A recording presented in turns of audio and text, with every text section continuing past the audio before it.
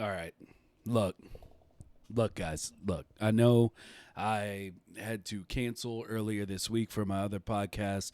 My wife told me, though she's going through a hard time, that she was like, "Look, I don't want you canceling another podcast. You get out there, the people need you." So here I am, episode 59 of the Made in Dreams podcast. As always, Mighty Vicious here with Jamie James, the non immortal, because I was about to say immortal, Ooh. but we Oh, have an we actual have an immortal. actual. Yes, we do. Yeah, here today with Immortal Mason. How you doing, my guy?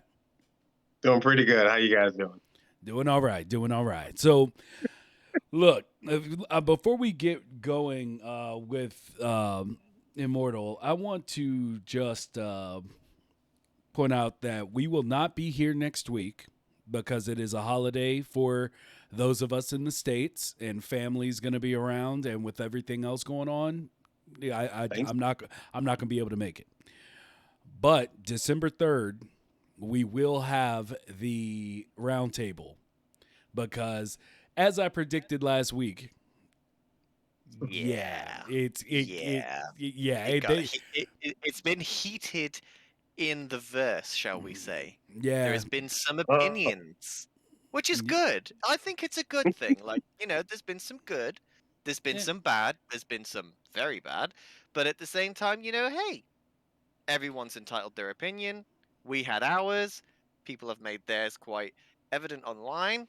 So let's talk about it with a roundtable. Let's get it all out in the open and let's have a good conversation about it. yeah. So December 3rd, we will be having said roundtable. If you're interested in getting on it, in case you didn't know what it's about, it's regarding our opinions on Kickstarters and dreams, and yeah, so that you know put a fire to people. So anyway, um, so here sorry we about are. that, man. Immortal Mason, give us the rundown. What's the tell us, introduce us to who we're speaking with.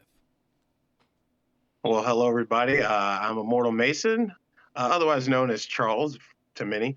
I love to play dreams. I like to just explore the different technical parts of it and just gain more knowledge and learn more about the game and about myself as I've kind of been on this journey creating this thing for a really long time now at this point. Yeah. And so, do you have a background in gaming or game development and other creation tools, or did dreams just you just latch onto it? Well, actually, so I don't know if you guys have heard of it. It was a game engine, like kind of like a concept that Microsoft worked on. It was called Project Spark. They made Yep. it like, yeah, it was a long while ago, and I'd always wanted to get into game development. And I saw it as an opportunity to kind of, explore it with like learning some basic ways of coding and stuff. And so I worked on that up until the point that it got shut down, and I still worked on it for about half a year after that. And from there, I was just like, man, I've had this really cool idea for a game, and now I can't even finish it up.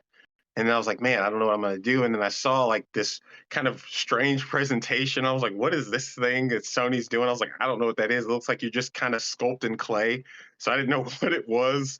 And then I kind of did a little more research and I said, oh man, I was like, this is actually really seems to be a really powerful creation tool. I can actually use to sculpt my own figures and things. I was like, okay, that's interesting.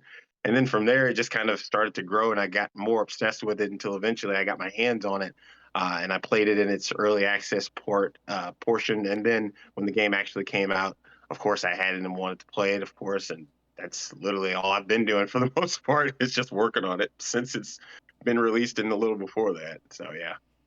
Word, word. Awesome. So tell us about this project that you've been trying to finish and work on. Well, yeah. So in what I was doing in Project Spark, the basic concept that I had going into even creating the game was I said, okay, what would be an interesting gameplay mechanic that would kind of change the RPG genre, but also kind of like the action RPG. And I was like, okay, well, when you level up, oftentimes like the game will make you spend points, and then the only way to reset them is to like go to like a soothsayer or something like that in order to fix that, and then you can put your abilities wherever else you want. But I was like, what if you could just do that on the fly? Like, what if you could actually switch your points mid combat so that if you need more attack stats, just up your attack stats and sacrifice some points in another category. And then just kind of use that and play with it. And then make leveling up just you adding to your point pool so that you can have more points to adjust as you fight other enemies and get to stronger bosses and things. So from there, I just said, okay, well, let's implement it. Let's add it to a story. What's the story going to be? And then I just kind of came up with this really cool idea, and it has a lot of like biblical aspects to it. So I was like, I wanted to basically make a guy kind of lost in the shuffle, basically trying to find himself after showing up in this world. And then everybody's like, he's an enigma. He seems to be able to use so many different abilities and things.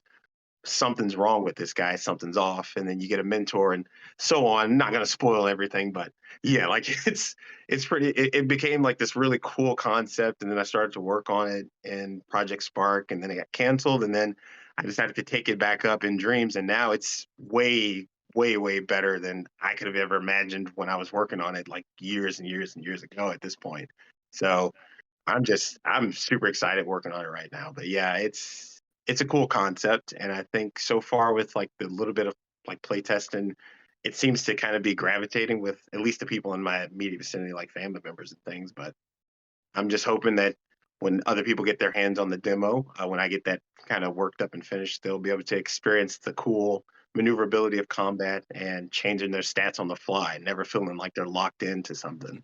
So Awesome. When do you think that the demo will be out for people to play? Because I know you released um, a trailer for it a while back, but is it going yeah, to be yeah. like, is it like 20 or next year, beginning of next year, or when do you see it coming? Yeah, I'm shooting for beginning of next year, like probably around like my birthday time in like January, just as like kind of a cool thing to make its main anniversary for the demo around my birthday.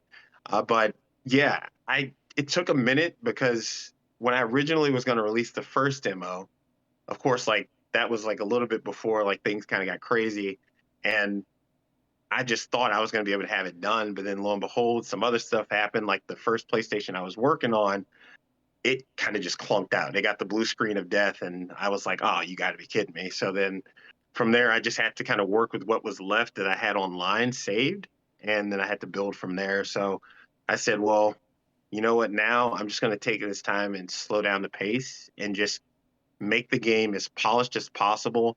Work on all the UI, work on enemy animations, work on my actual animation craft, like getting better with that." So that when people get their hands on it, they won't feel like it's some type of beta, but just a small sliver of a finished product, you know. Yeah. So Okay. Well, let Well, me.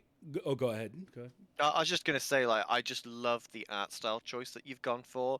It just really thank has its own aesthetic, and that was one of the main things that drew me to your work. Was again when I saw you on Facebook you, on the group, I was just scrolling through the dreams page randomly, just as I said, I'd check it every now and again, and like all of the colors and the artistic flair that it had, it just really caught my eye, and I was just like, this looks like something really special.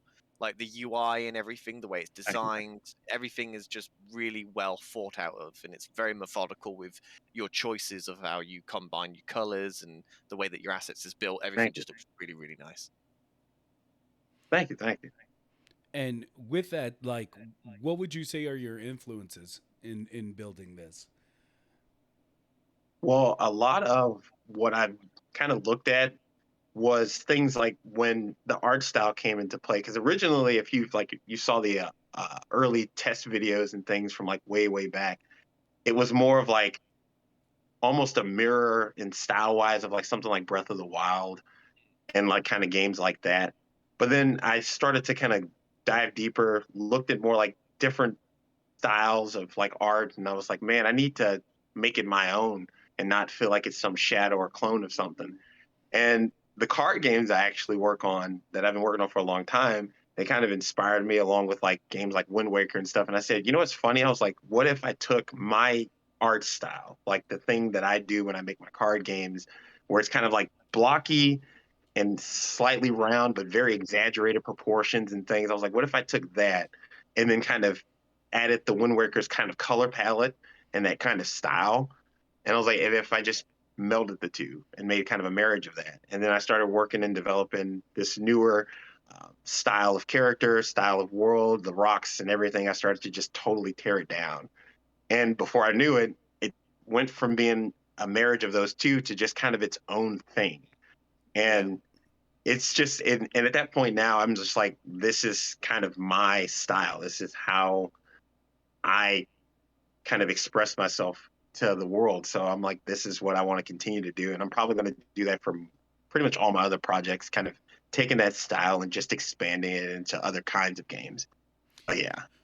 There are sections in the videos you have out currently for this game where I'm not sure what order you actually did the videos in, because some I see the character and he has on like the white face mask that is Oh dope yeah. AF. And I'm wondering if that's something he picks up along the journey or if that was an earlier design that you now replaced or. So yeah, so the cool thing is that this was just like some stuff that got taken out because I was like, I don't know if I'm going to be able to have enough time nor enough kind of space within Dreams to keep the world open to where there's really no loading times or loading screens, but also allow for like this extremely varied like customization and stuff. So I kind of say, okay, I'm just going to get rid of maybe the masks and like some other clothing items and stuff. So now that I've kind of learned how to use the actual engine better, I've kind of gotten to a point where I can start to revisit those things. So I did bring the mask back, and there's actually a bit in the story as to why those masks exist at all. Because in the world of the Myriad, there's an owl god that everybody kind of looks up to, and the owl god is literally basically the arbiter of all things, and everybody kind of attributes every action, every instance, everything that occurs within the game, they attribute it to workings of the owl god. So there's a group of owl monks who you get the mask from. And they wear the mask at all times throughout the day. They never take them off, even sleeping. Like they are that dedicated to it.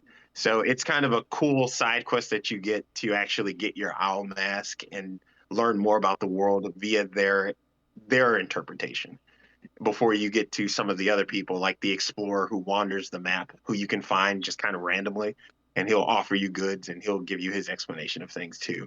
But yeah, Huh. that the mask will make its return. I'm just working on trying to Oh, make sure I get all the efficiency out of the game so that I'm I don't glad. I'm glad overdo that the it. masks are coming back because I too agree that they just give it a really good look. Like the character with the Yeah, mask, it just adds so much to the mystery and everything yeah. with the character. I love it. It's really nice. So I guess, was this your first? Have you always been working on like getting this particular vision out, or is there like, because I know I saw that you were working on like spaceships, or like a speeder and stuff like that. Like, do you have other projects that you're working on alongside this? Yeah. Yeah, I do. There are a couple of them, about really three that I'm primarily working on. One is like kind of like my baby that I will release more information on once I've kind of got the demo out for the Myriad and let people kind of get a hold of the world and kind of have fun with exploring this massive kind of open island. And there's a ton of stuff to find in that. But the baby that I'm really working on is it's called Castaway. It's basically kind of like if you look at Halo, like the way Halo's gameplay style is, that kind of gameplay loop where you're trying to break someone's shields in order to get them to a one, and then you kind of get a tap to the head to finish. Yeah. It's that style, but it's magic based, and there are no real weapons. There's just different stances. So it's sort of like an absolver kind of deal where you take a different stance in Ah. order to do different things. So it's an FPS magic based kind of shooter, but instead of picking up weapons and things, there are runes laying across the map that have different powers attached to them.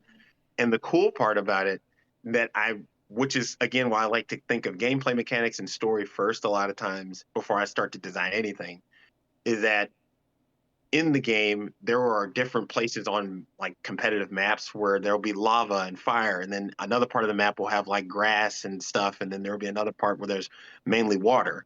And if you go to any of those areas, you can absorb that element and use it as a an upgrade to fight someone who's in a different area. So like if you pick up Huh. fire, you get a damage over time buff.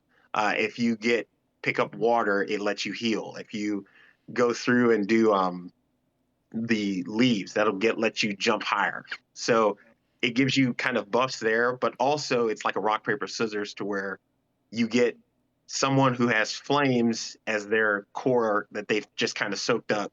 If I have water and I'm starting to attack them, I'm going to deal more damage to them than I would to someone who has absorbed grass or someone who doesn't have any of those and they're just on the default. Feels So very Mega Man. Like the yeah, early Mega yeah, like Mans where you have like the yeah, order that you had to go to and yeah. what weapons work with So who. Yeah. yeah, it's a lot like that. So yeah, and that's the reason why like that's kind of my baby because I wanted to make a cool competitive like shooter that kind of switches the genre and does something very different to where it's not just about trying to find power weapons like in Halo where it's mainly about map control and power weapon control, but more so something where it's about just literally knowing what abilities counter what and what is the best time to go to what area because if you go to the water area off the gate, the other team is probably just going to rush to the where the grass is at. So they're going to try to get more damage on your team, whether you're trying to capture the flag or control a zone. They're going to use that to try to one up you. So you'll need to at least send someone there or have two people go there in a team match to try to keep that place pinned down so that your team can get the things and the objectives that are in the water area and so on, stuff like that. So I feel like it's interesting, I bet. But yeah, that's just one. And then there's a few other ones where I have like more of a noir kind of futuristic detective game, which is where that car came from that I was working on. And then the spaceship was just me kind of wanting to play around with modeling and see what I could do. And I just Yeah. figured I was like, you know what? I don't know how to do the logic for flight. I'm not really good at that. But I figured the Dreamverse can. Someone can figure that out and just use the model and come up with something cool. Use it in a game or don't and just make it work. And I'm like, it'd just be awesome to see. So I just kind of was like, yeah, I'll just design this and put it out there, see what happens. Well, So yeah, that that's kind of the reason why there's that. You're a busy dreamer. yeah, that is I mean that's awesome because I mean as I've talked about many times, like one of my big issues is I don't have a lot of time. So when I get to play Dreams, I'm like, I'm stuck trying to like hone one skill and then try to like find people that can do the rest of it. And it's cool to see someone like you, like many, who are just like on every angle of the game or of the creation engine, where it's just like you do the logic, you come through, you have the story that you're trying to get out, you have the models, like it's so when you say, putting stuff out there so that people can use it, it's it's awesome because I mean, I'll go ahead and say Right. it here because I'm working on something. And because, like I said, I don't have time, but I have a hang up about using people's assets. I'm like, no, if you're going to Yeah. put something out, you do it yourself. You put it out, and I'm just like, that's dumb because even in wanting to, or, well, being a producer of a filmmaker, you would think I would have a different mindset because you're literally using everything that's out there, and it's just like, But I'm working on something that I'm hoping to have out in like a week or two. But at the end of it, I thank asset creators because I'm like, you are what make dreams so amazing. Like Yeah. what people are pulling off, and I mean, just No, the it's style not. that you're conveying, it's so great. And yeah, it's really just amazing, and like finally getting over, you know, my bull is basically getting over my own mental trip line. Like, Yeah. it's really dawned, like that has really opened up to me because I used to look at the Dreamiverse and be like, yo, it's tight how much stuff people have made. Like, yo, that chair looks dope. Yo, that looks Yeah. awesome. I'm glad that's it. But now I have the like, I can just use it, Yeah. and Yeah. it's not disrespecting or like trying to steal from someone. It's Yeah. just I can use it, Yeah, and I mean, it's that's what they've put Yeah. it there for in the first place, is for yeah. people to use. I know, but it's just my own mental tripwire. Like I had my own block. Like I had to get Yeah. out of my own way, and Mm. and so I just feel like, seeing stuff like this though. Like, do you Did you ever see this as the Myriad? Did you ever see it as something other than a game? Yeah, like there's been a number of times and kind of so I put out a few of the models like before I even put them in the myriad. Like there's a uh, I call it a gruggle. It's like a orc slash like a little dwarf kind of guy. He's smaller, but I put that out, that character model, and I put a character model out called a stylized hero. And they kind of go together. And I was like, I'll put these out there because I just came up with a cool style. And I was like, I'm going to use them as assets, things that other people can use. And then when I looked at that style, and I said, man, this really fits so well into what I'm doing with Myriad right now. I'm like, I'm going to use it for the Myriad. I'm going to actually use this hero I designed for my game. But the Myriad itself has been primarily a game and not anything else. I mean, I had an idea for like doing more like stories, like where it's like a book first and then maybe make it into a game. But the game was always the main focus because when I started in Project Spark, even into Dreams, I just had these cool gameplay mechanics in mind and like a world around those gameplay mechanics that I just couldn't see being anything else other than potentially maybe a book, but mainly just being a game. So yeah, it's always pretty much been there for me, at least with the Myriad. Can I? And I just really want to go one more yeah, go, thing, and yeah, then go, Jamie, go, I'll go. let you go. I'm sorry. Fine. I see this ability that you have with the character where he like sucks up energy and then he does this like shadow slash type Oh, thing. I'm just trying to tell you right now, like I'm bowing before that joint right there. I love the look of that. That's so dope. yeah. Just And there's a oh I'm sorry, I'll let what were you gonna say there, sir? I'm sorry. No, please carry on. That's fine. I'll jump in a Yeah, second. no, So yeah, so the crazy thing is that when I was even trying to come up with that, it was kind of by accident that that actual ability came really, around. Because I was working on something else because I was like, I want something kind of like a quick slash, kind of like a Star Fox from like Super Smash Brothers when he does like the quick dash. I was like, I want something kind of like that. So as I was working on it, I got this jitter because I messed up on like my actual placement in a keyframe, and by doing that, it got this weird kind of jitter side to side. And I said, wait a minute, I actually kind of like that. What if I made it to where you're kind of warping and each time you're cutting through, you're doing damage, but your character's like is appearing in all these different spots. So I was like, you know what? Let's see how that works, and let's just throw everything at it. And it took a while of just animating, testing, and being like, okay, that's not working at the end, or this part in the middle just seems really off and choppy. And it just took so much. And I still wasn't really happy with it when I actually released the video. I was like, I don't like the end of it. I feel like there should be more flair to that finish. But I still was like, I want people to see at least where my vision is going for some of the abilities that are going to be available to people when they play.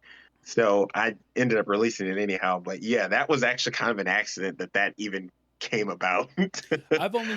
I've only seen one person try it, or I guess I would say pull it off to that extent, and I'm pretty sure they would love to know how you did it because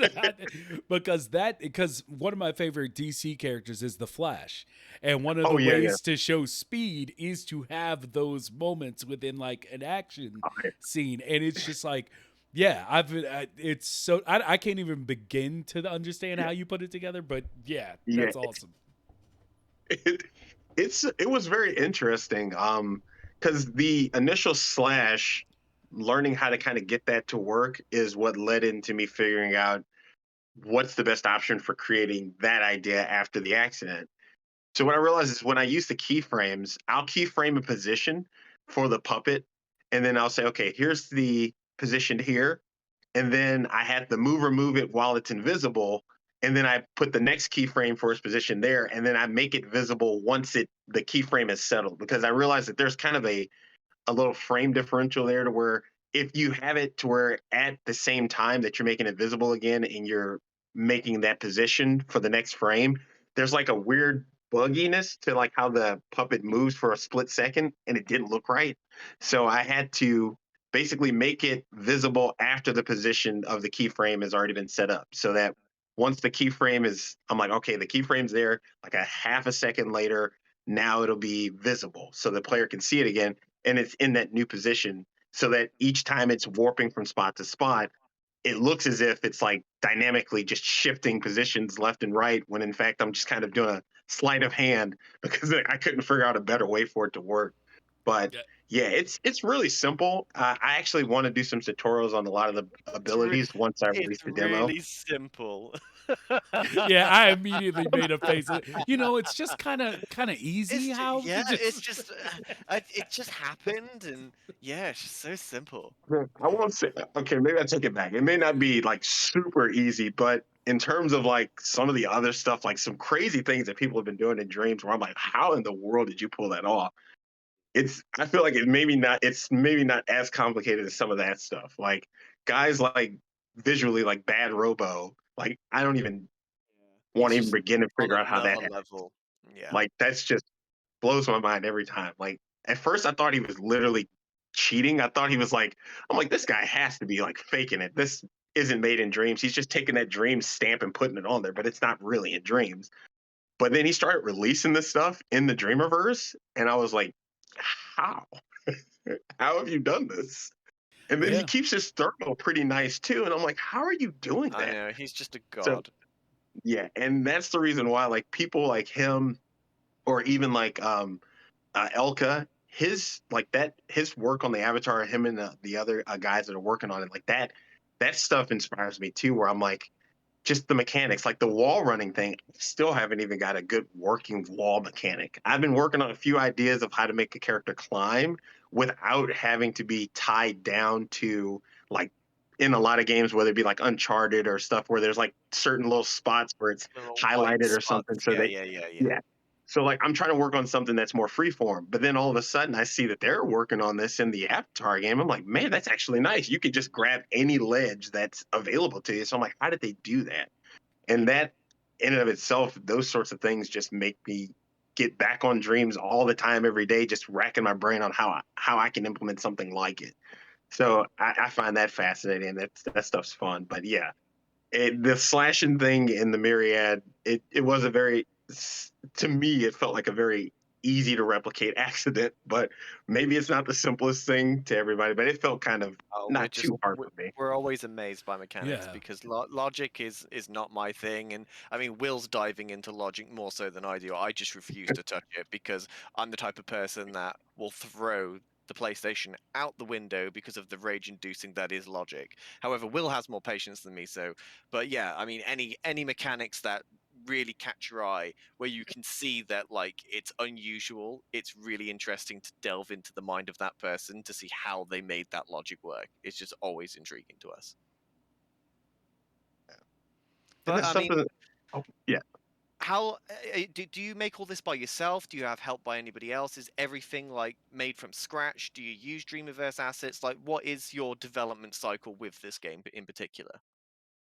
Yeah, so like at first I was thinking like, okay, I was kind of like I was kind of like my friend here, where I just really did not think it made sense to use other people's assets because I felt like I was kind of robbing them of their stuff, and I felt kind of like, do I want to take somebody else's stuff and then I have to go through because I want if I use it, I want to give them absolute credit, so I'm going to have to put each person's name in. I want to make sure that they get it without people having to go to the genealogy or look at who's all a part of it by simply because right now it's not really that great to see who helped out where based on assets because it doesn't say what asset they contributed.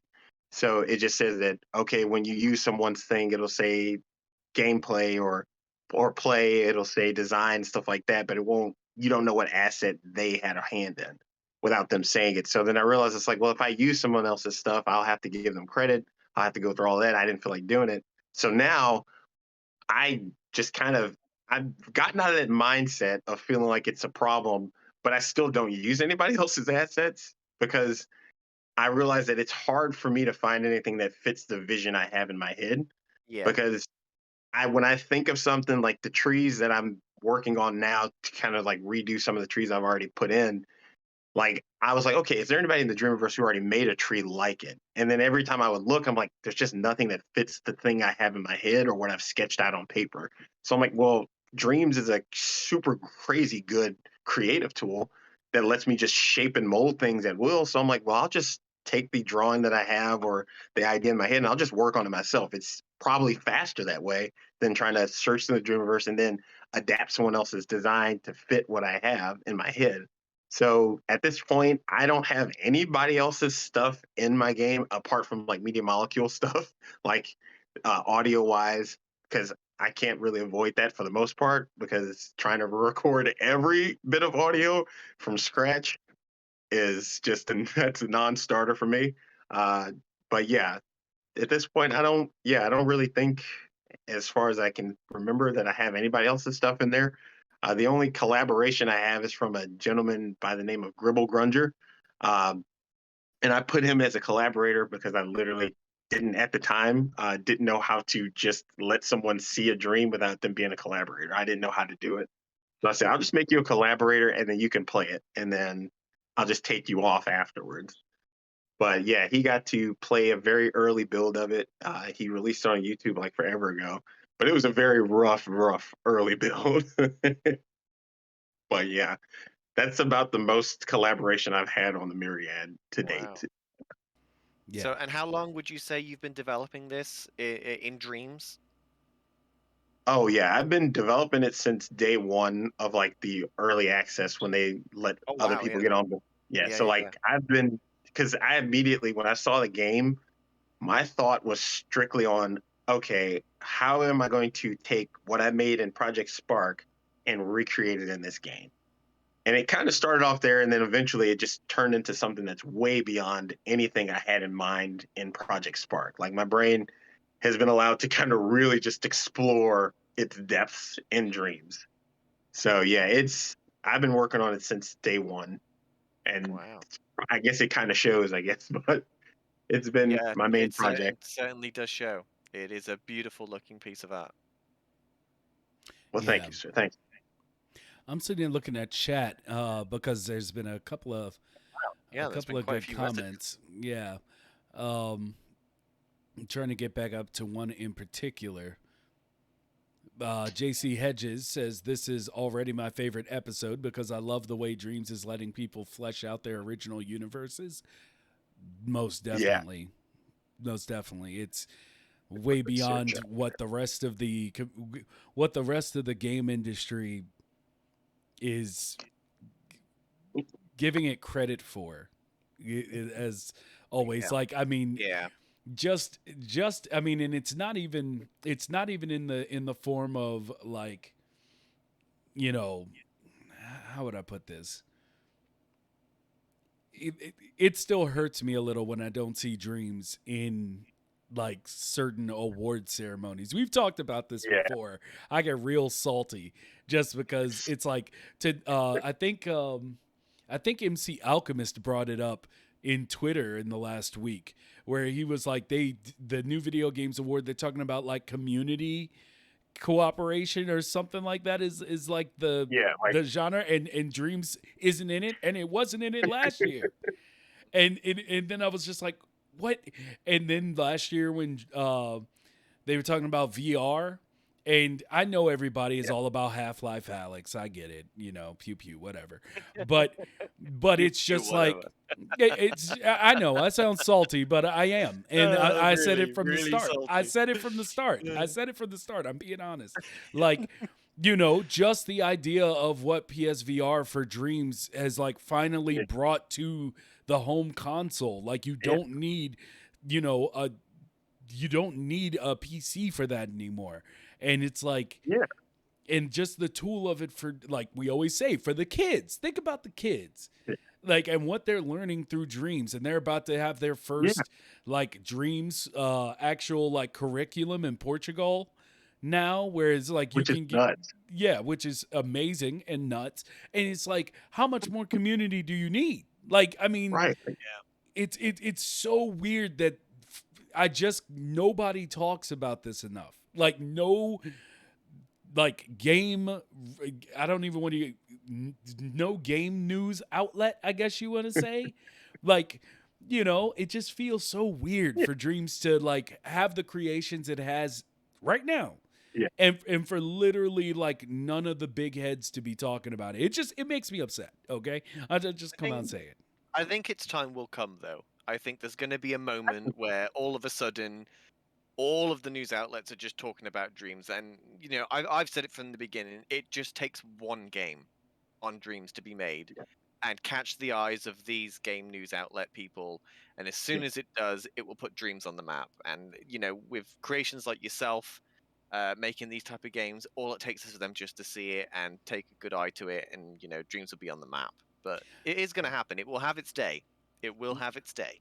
My little sister, my little sister came over the other day. It's first time I've let anyone come into my house in like 2 years.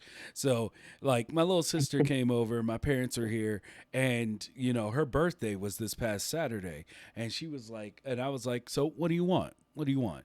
And she was like, Roblox, and it just because Oh no!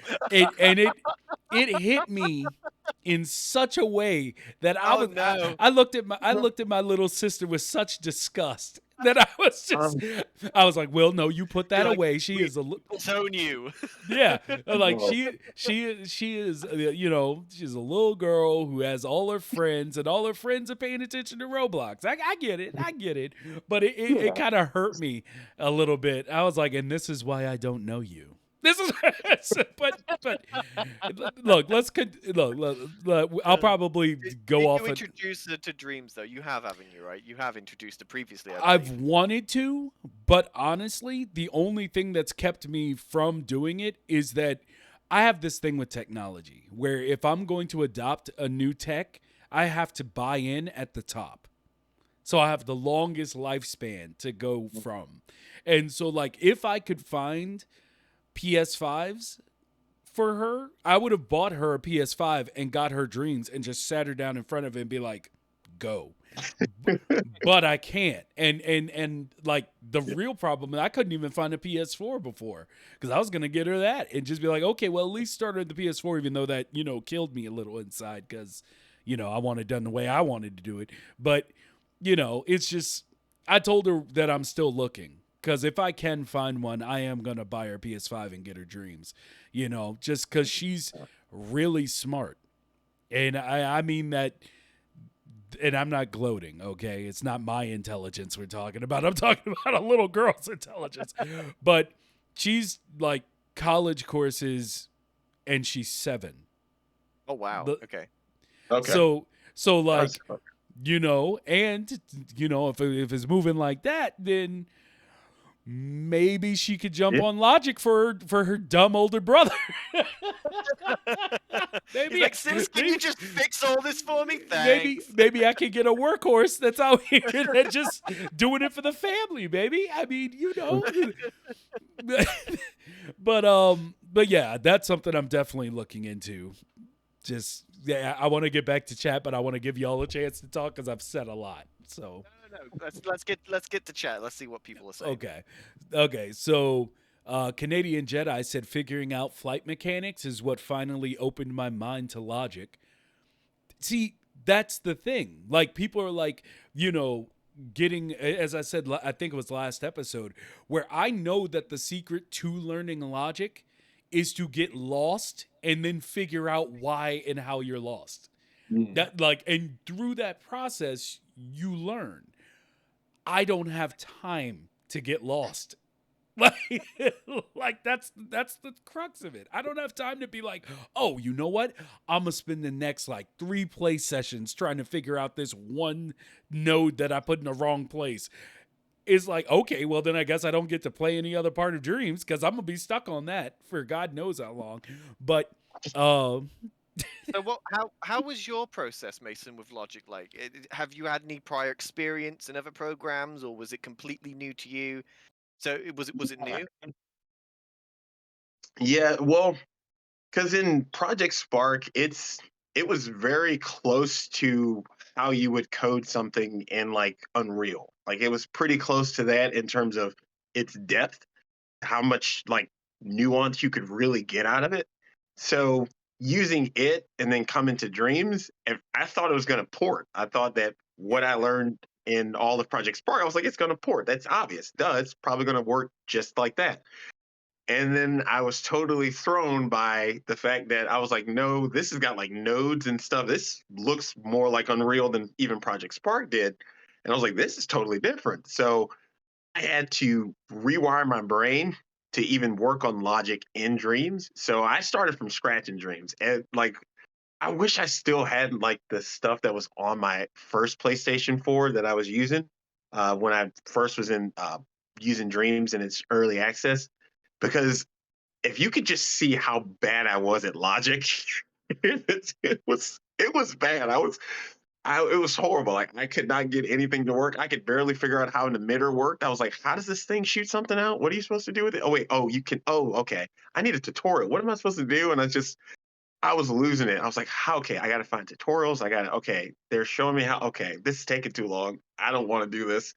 And I almost gave up. I was like, maybe this is too much for me.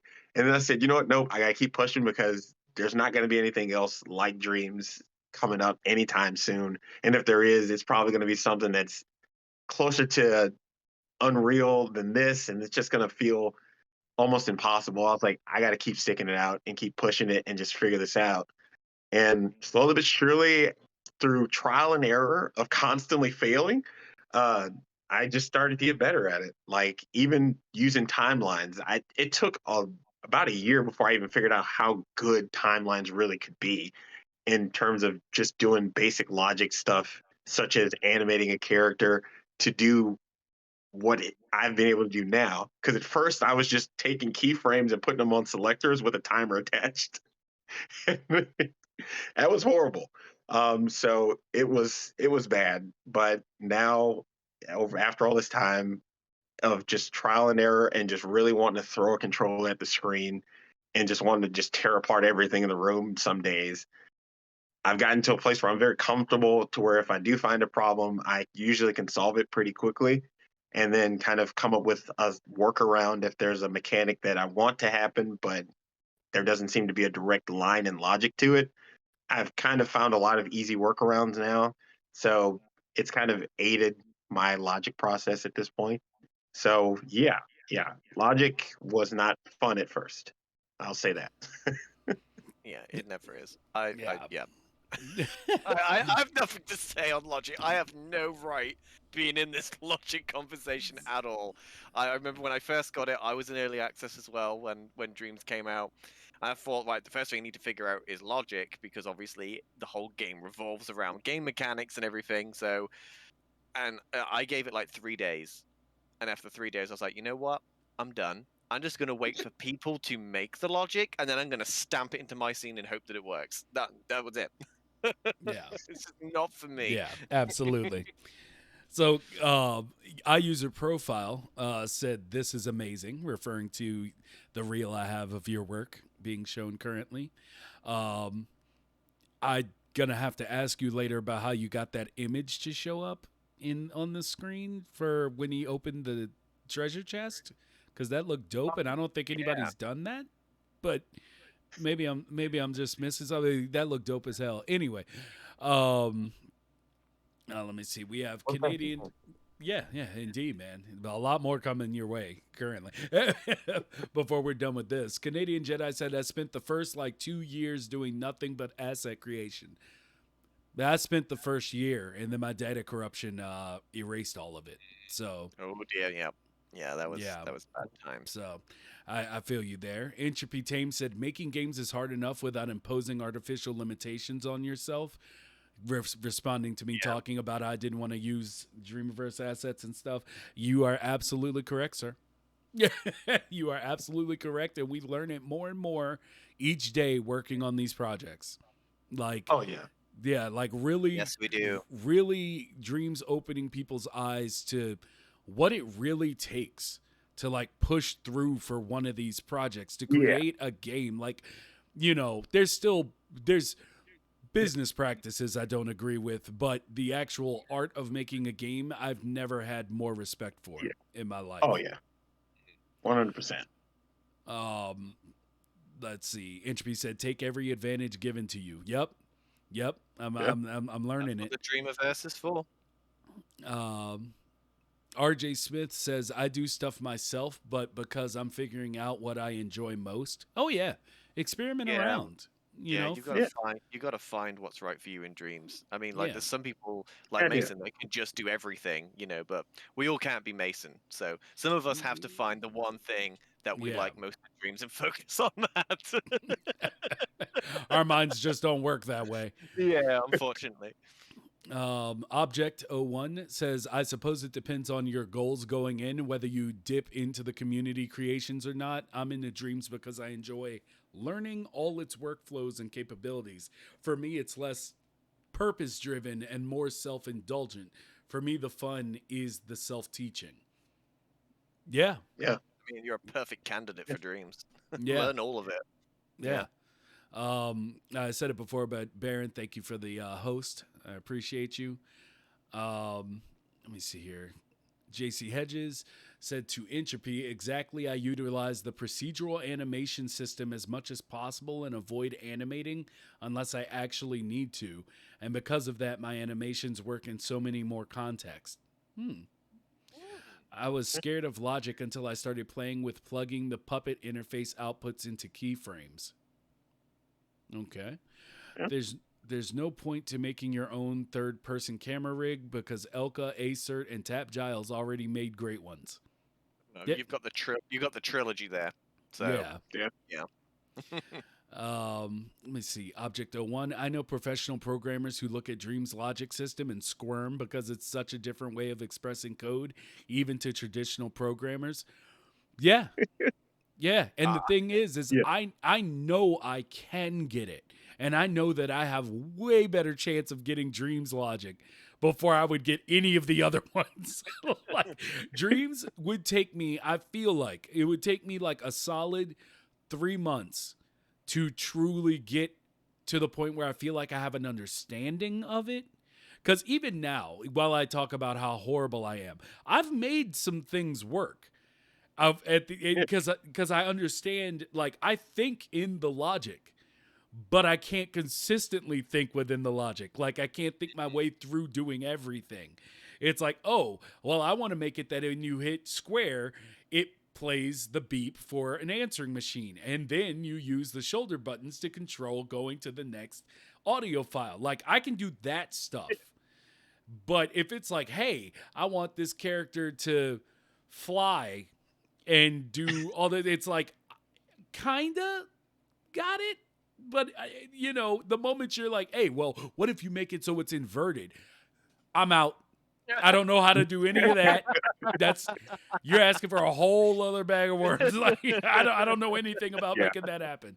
So, it uh, is funny though, like with the dreams logic, I actually showed a programmer who's been programming all his life, and he absolutely loves coding. Like that's his thing. He just loves having a problem and being able to code his way out of it. He just absolutely loves it. And I showed him the logic in dreams and how that works. I was like, well, what's your opinion on this? So I got up one of I believe it was one of Tap Giles' tutorials on how logic works. And I was like, this is how it works in dreams. And like even though he loves coding like to an absolute maximum degree, he's like, this looks just so much more fun. He said, like, coding's great, like if you love problem solving, but this is like a game in itself, and like just absolutely amazed by Yeah. the visual side of the coding with it. He's like, it's just so Yeah. engaging and so cool with all the little chips and adding all the wires and stuff. He's like, I could literally sit on that for hours, and I think he's got dreams now just to play around with the logic. yeah. So it's so weird seeing like the two different sides of coding. Oh I yeah. mean, and I'm gonna get back to this because I have two versions of the chat, so I can see what's coming. Even though I'm trying to make it through this list, I'm gonna go into it, but it's gonna be on the point of why I'm so upset that I don't feel it's getting the coverage that's deserved. So we'll get back to that in a All right, moment. all right. Let me see.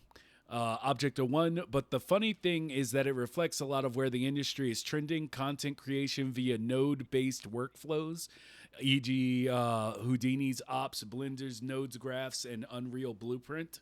And yeah, Yeah. yeah, and I would say Dreams is teaching them how. I really Yeah, would, yeah, because yeah. what they have so far within those systems, it just isn't it isn't intuitive. Like like I Yeah. said, I Yeah. will learn Dreams logic before I can learn any of that other stuff. But but Liam said this looks real polished. Nice work. So Oh, one thank you, sir. one more up to the Mason. It annoys me too why these games aren't getting coverage on Kotaku, IGN, etc. is beyond Yeah. me. Uh, I'm gonna hold off just for a minute. The Hulk almost came You're out. almost My, there. Calm I'm down. like, No, "Hulk?" don't rage him too much, guys. Hold on, we've got a whole comment section to get through. Just bear with. Let's see. Object of one. My 10-year-old bounced off dreams really quick. That made me sad. This is a kid that sewed a Halloween costume from scratch, but didn't click with dreams creation tools. Yeah, It's yeah. not for everybody. It's not. You know, you either love it. I think Dreams is real Marmite. You either absolutely love it or you're just like, nah, I'm out. See, I feel like it's like Dark Souls. What? And I don't mean in difficulty. It's everyone Okay. says that the secret of a From Software game is either it's basically you quit before you learned how to love it. And if you get past that point where you just That's very like true. if you Actually, get yeah. past that point Yeah. where you like you stop being like I can't do it and you get to the oh Yeah.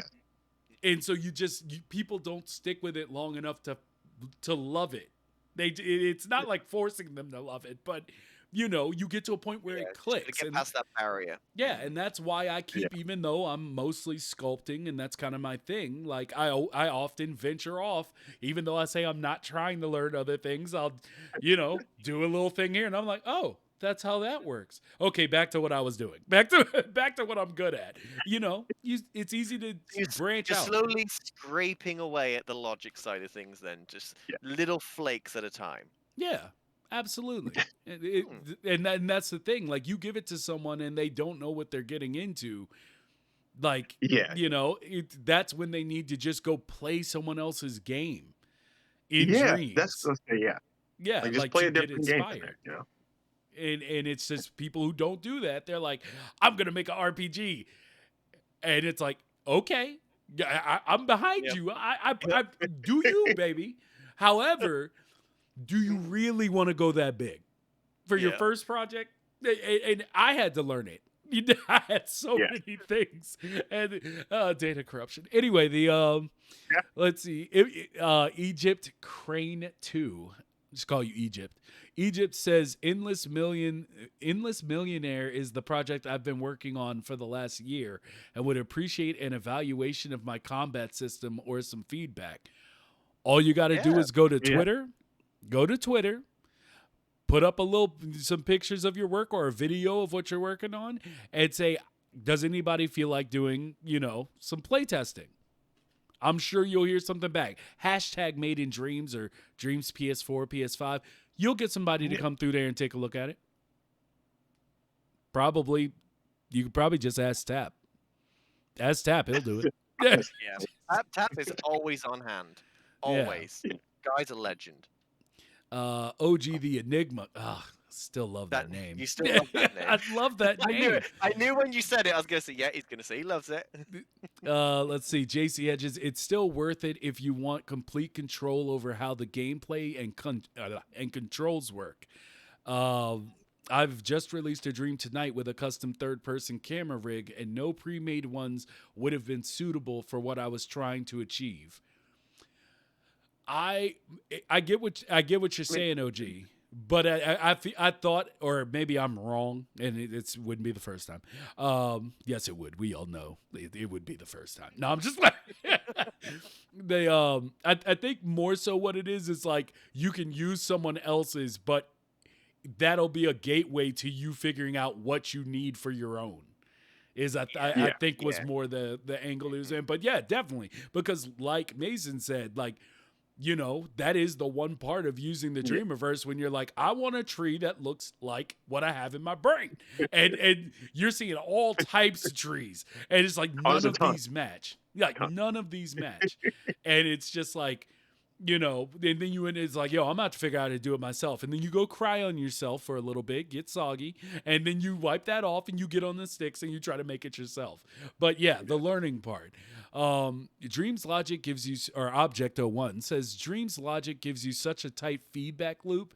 Traditional programming usually entails a really long code something, wait for a build, hope you don't have any errors, see the result, hope you don't crash, rinse and repeat. Oh yeah.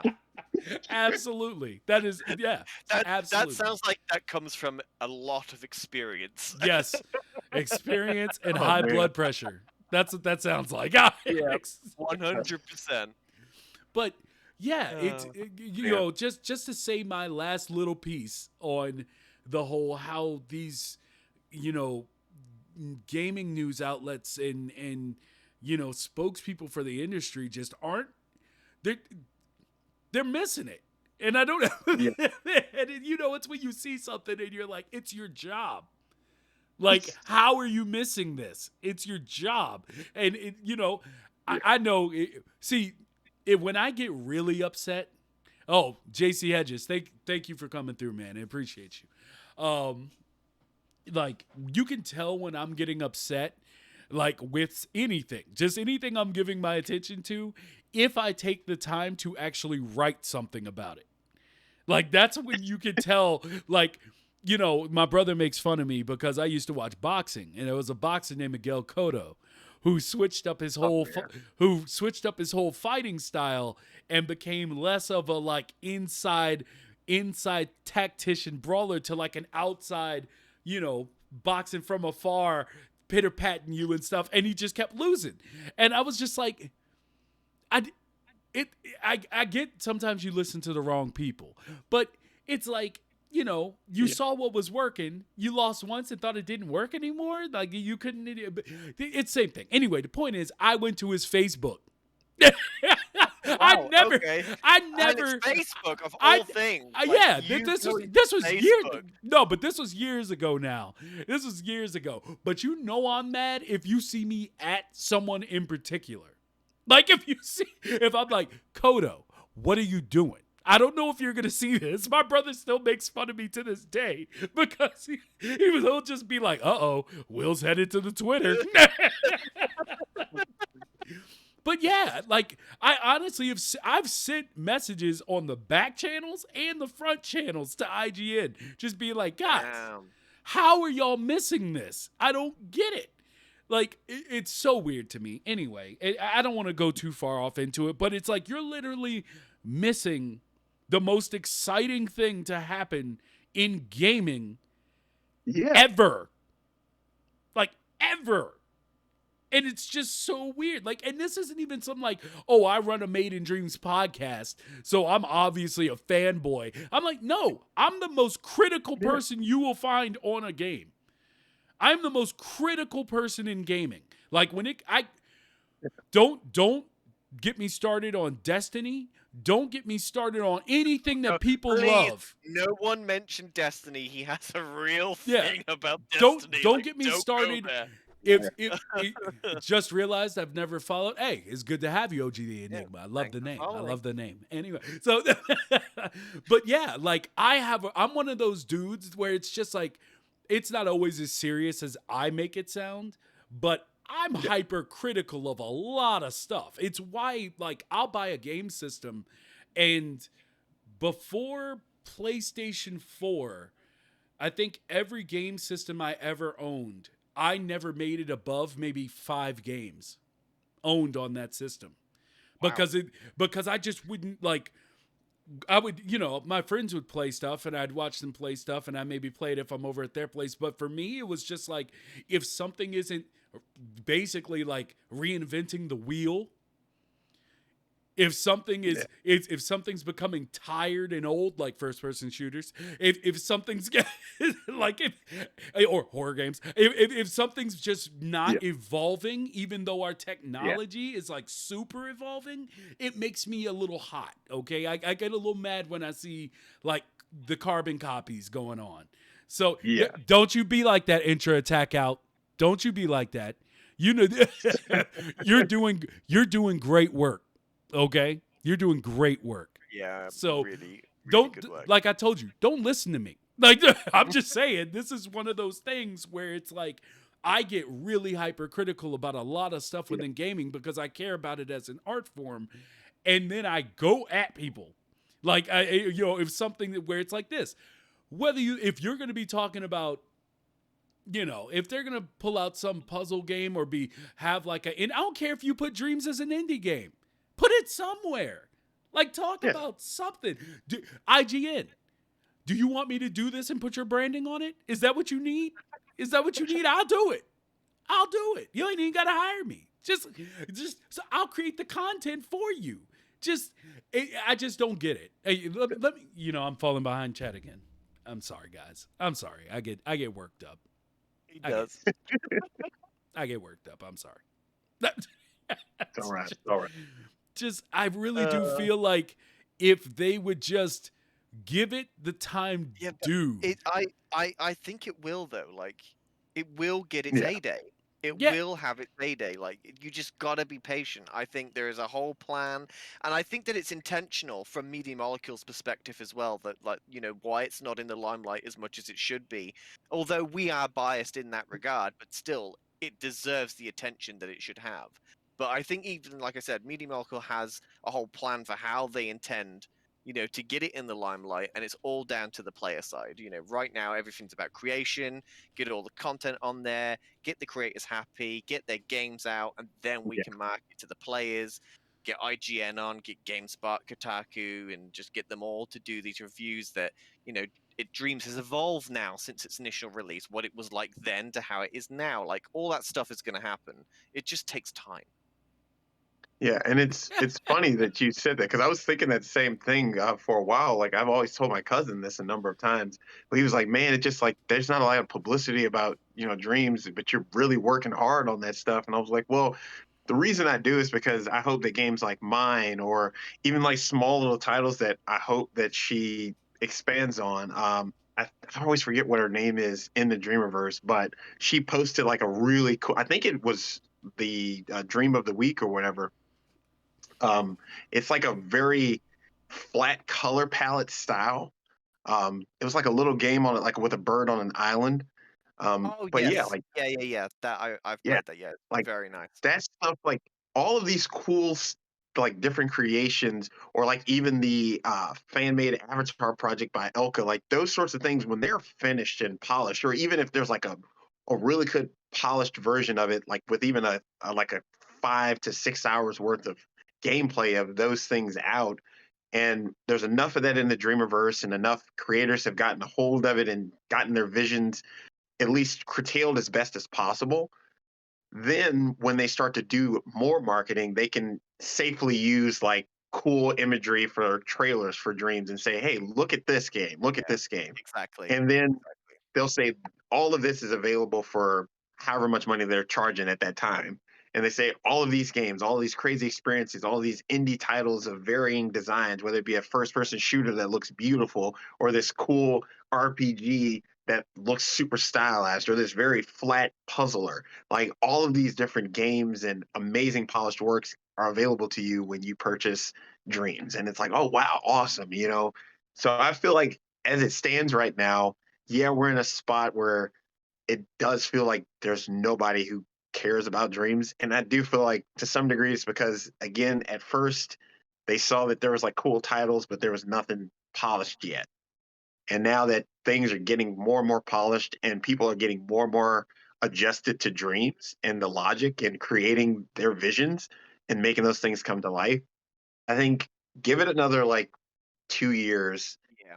I and I mean, I really think it'll be I mean, good. just look, like, we're just gonna about to get this new update to Dream Shaping. Like, they're Yeah, still refining the tools for the creators to use, and by getting the creators' feedback on how the tools need to change and adapt so that they can make the most yeah, out of them. Like, now we're getting this other huge update that's going to completely change the way that these people yeah, like yourself are creating in Dreams. Like, yeah, you can clearly see that creation is the primary focus right now, and rightly so, because Dreams doesn't work without games on it to play, and not yeah, just games, like films and music and artwork. It yeah, needs all of this content in order to appeal to players. So yeah, I reckon they're at the same time about another 2 years. I yeah, think they really want to really nail down the creation side and get their community of creators as happy as possible with the tool set that they have.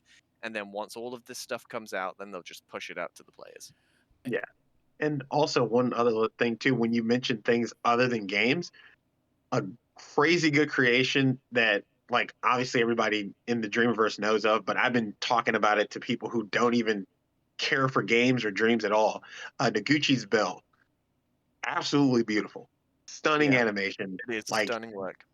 Cyber Sheep, that is like whenever I think of animating my characters and stuff, like obviously it's different for animating something that's just visual and not something you're going to actually control. But I look at a lot of their stuff and I say, I want my animations to be that smooth. I want it to feel that crisp and clean when you do something in the game. And hopefully, to be honest, would love to do my own cutscenes, but I would prefer to have somebody like Cyber Sheep just say, hey, here's my models, here's the story, here's the script that I would need you to recite and just have at it. Come up with something beautiful for this storyboard I have, and you guys handle that because I already know right now cutscenes are going to be like my Achilles heel. Like I can animate well, but I have no clue how to make a large scale Yeah, you see, cutscene. I disagree Yeah, because your animation style is really, really tight. Like you've got it down. Like the animation for the combat and stuff on your characters is really well done. So I think if you really sat down and just focused on cutscenes, I reckon you'd master it. I mean, you've mastered everything else in Dreams, so you might as well do cutscenes as well. I mean, come on. Like, you do yeah. I everything. mean, So yes, it's just I don't know. Every time I look at like their work, and I'm like, man, I'm like, I wish I could get it to that. I probably could. I mean, if I pushed like hard enough, but I don't know. yeah, It's just I mean, you also like have to remember, like they're what, like a 15-member team, it. and you're solo, so keep your expectations in line with what you can do. Yeah. But yeah, That's you true. can do it. That's true. I have full faith that you'll be able to make beautiful cutscenes. You've done everything else so far, so go the whole 9 yards and just do it. And Well, thank you for the confidence. I appreciate it. yeah, then I want to go to Intra Attack Out. Said, uh, I always just wonder what MM's plan is. They must have some vision of what they want to do. Everything that Yeah. we bring up, that's their plan. Like that's, I mean, we've been batting pretty well for like the last year and a half of this show. Yeah, Like not to toot our own horn, but we really every have. yeah, like I mean, hell, the last month, what have we been talking about? Like how to actually help creators and how it would be cool to do templates and have templates that people I know, can start out and from then to they help people announce through. it. And And then then they on this announce it. on the stream just a few days ago, they showed this update and lo and behold, templates. When we were talking Yeah. about like what the next step for them was going to be, and we were like, yo, they're going to do something like Netflix where they have Media Molecule originals. And what did they do? They came out and now we got all this stuff like Trend and all this other. We're batting 1,000. All the stuff that we, and when I say we, I don't mean us on the show. I mean what we have spoken about, us, the chat, the community, all the stuff we've talked about. It's in their Trello somewhere, or it's going to be. And They that's the thing is they're constantly checking Twitter. Like, they're so engaged with their community, Yeah. and if we keep saying something that we want, they're gonna add it. Like they're gonna add it to their plan. I mean, I can imagine their plan is huge. Like there's so many things that they want to do with Dreams. But like if the community is constantly talking about a feature that they would love and it's feasible for them to do, they're gonna do it because that's Yeah. just the kind of developers that they are. They are so community driven, and the game that they have made, that is Dreams, is purely community driven. It's just gonna not work. according to the Yeah. video game awards. No, I'm just, Oh, don't go there. Come on. let me stop. Let me stop. I'm sorry, guys. I'm salty. I'm salty. I told you. I warned you beforehand. But Object01 says, serious question. Do you think IGN and others see their audiences as creatives who'd appreciate Dreams? I imagine they feel like their audience expectations wouldn't be met by the games you find in Dreams, i.e., anything short of AAA or super polished indie. What I want to say about that is why I tell people, like, when you hear me say things like I hate first person shooters, I don't hate them. I don't hate, well, I don't play horror games, but I don't hate horror games. Where the innovation within those games is going to happen that would make me interested in those genres again happen in dreams. They're not going to come from Activision. They're not going to come from these big studios who are locked into, okay, if I cookie cut this game, we can count on, 40 million sales in the first year. They're not going to do that stuff. I understand how it all works. It's just, so when I say stuff like, oh, first person shooters, pew pew, like when I say stuff like that, I'm not talking about anything that anyone's trying to create to reinvent the game, to reinvent the FPS, to bring something new to it.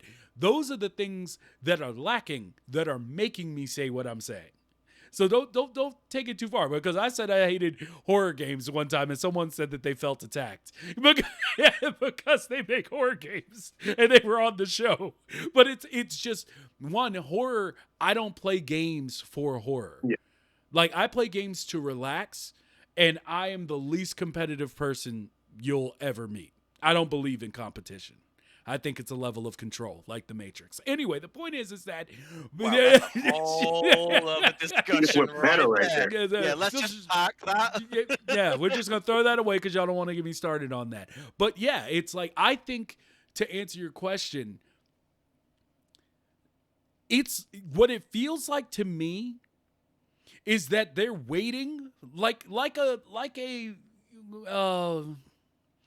content creator. They're like a normal content creator. It's like they're waiting for that thing to catch on instead of being the outlet that they are, which is the biggest news outlet in gaming ever, and actually creating the trend. It's like they're waiting to grab onto the coattails when they should be the ones setting the trend. Because, I mean, you catch it every now and again. You'll have someone like what's his name? Dornbush. Jonathan Dornbush, who I like a lot. But he often will mention, just in passing, real quick, they'll be like, yeah, we have that person that plays Dreams in the office. Like, he won't stop talking about it. Well, you do a weekly PlayStation podcast. How about you bring that guy onto the podcast? Like, apparently this dude just has spent hundreds of hours doing nothing but making gun models or something. And he's in IGN. And I wonder too, because I've wondered the exact thing. Bill has tried for a very long time to find this guy. And I'm just like, and that was in my message. I was like, in episode number blah, blah, blah of the Beyond podcast, Dornbush brought up someone in your offices. I want to speak to that guy. Like, I'm trying to track people down, guys. I'm telling you, I do a lot on the back end over here. I'm not just sitting here until the next week episode comes. Yeah. But yeah, I do feel like it's not that they don't trust their audience who are gamers and not creatives. I feel like it feels like they're waiting for someone else to tell them it's cool to look at it, when they're the people in the position who should be telling others what's cool to look at. It's so weird to me. So well, I think that's purely down to who they are as a company, though. They are trend followers. It's what they do. I mean, that's it. I mean, they're not. I've seen. They set the trends. They really are. No, they set the trend. I have seen IGN rate a game, give it a rating, then it trends badly, that the game is bad, and then IGN changes their rating to fit the trend. They are that's what they do. But you just said it. They created the trend. They created the negative press. So if they decided not to, why do you think these people pay them to change their game scores? Oh, okay. Do you get what I'm saying? Yeah, I see what you're saying. Because people. Go ahead. I was gonna say, you guys are kind of, I guess, on like two sides of the same coin almost. It's like, because IGN has a huge amount of influence, so by them having that much influence, if they say a game is bad, then other people who would have picked up the game. And like, well, maybe if IGN says it's bad, maybe we're not going to pick it up. But at the same time, like there are other critics and things that IGN will follow and say, well, these critics are saying it's horrible, so we need to switch ours to say that it's horrible too, so we don't look like we're going on board with a horrible game. So like I guess it's kind of both to where they'll follow the trends of other major like figureheads in the gaming industry, but at the same time, they are setting a bit of the tone and pace because they are huge. So Yeah. when they say something's bad, where the other ones may not get as much traction in the public sphere, IGN will. So if they Yeah. say that something's horrible, everybody's going to be like, well, IGN gave it like a 1.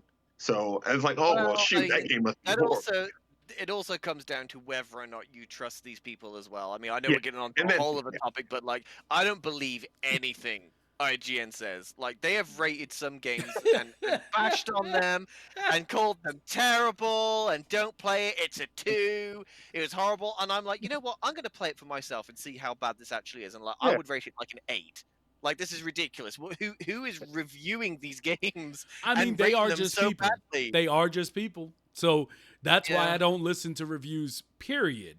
Because Lord knows there might be a really good movie that's a period piece about some, stuffy wig wearing white people. And I like the production quality is fantastic. However, this movie makes me die inside. And I'm not the person to review that movie, which is when I talk about movie reviews all the time.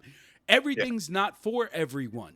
So you have to take that into consideration whenever you're watching. And and for those who may be a little triggered right now, let me just say, when I say that, I mean there's a joke that's been running along my family for a long time, and I mean my wife and her parents who are really European oriented but American, and I always talk about how shows with big hats and wigs make me upset, and so that's part of a Wait, long running what? joke. Okay. No, because like watching stuff like Downton Abbey, like I tried Oh to, God. I tried Oh to, God. I tried to watch that once. Why? And, Why? because, Why? Why? because what do I say? If you're gonna talk about something, you have to actually Oh, watch bro. it. I'm not like these people that are just like, Twilight sucks. Why? Because it sucks. No, it sucks for a myriad of other reasons, but I'm going to actually watch so that I know what those reasons are. Well, the thing is that whole better than thou attitude of the whole aristocracy and like and money, all that stuff like that came to America as well. It bothers me.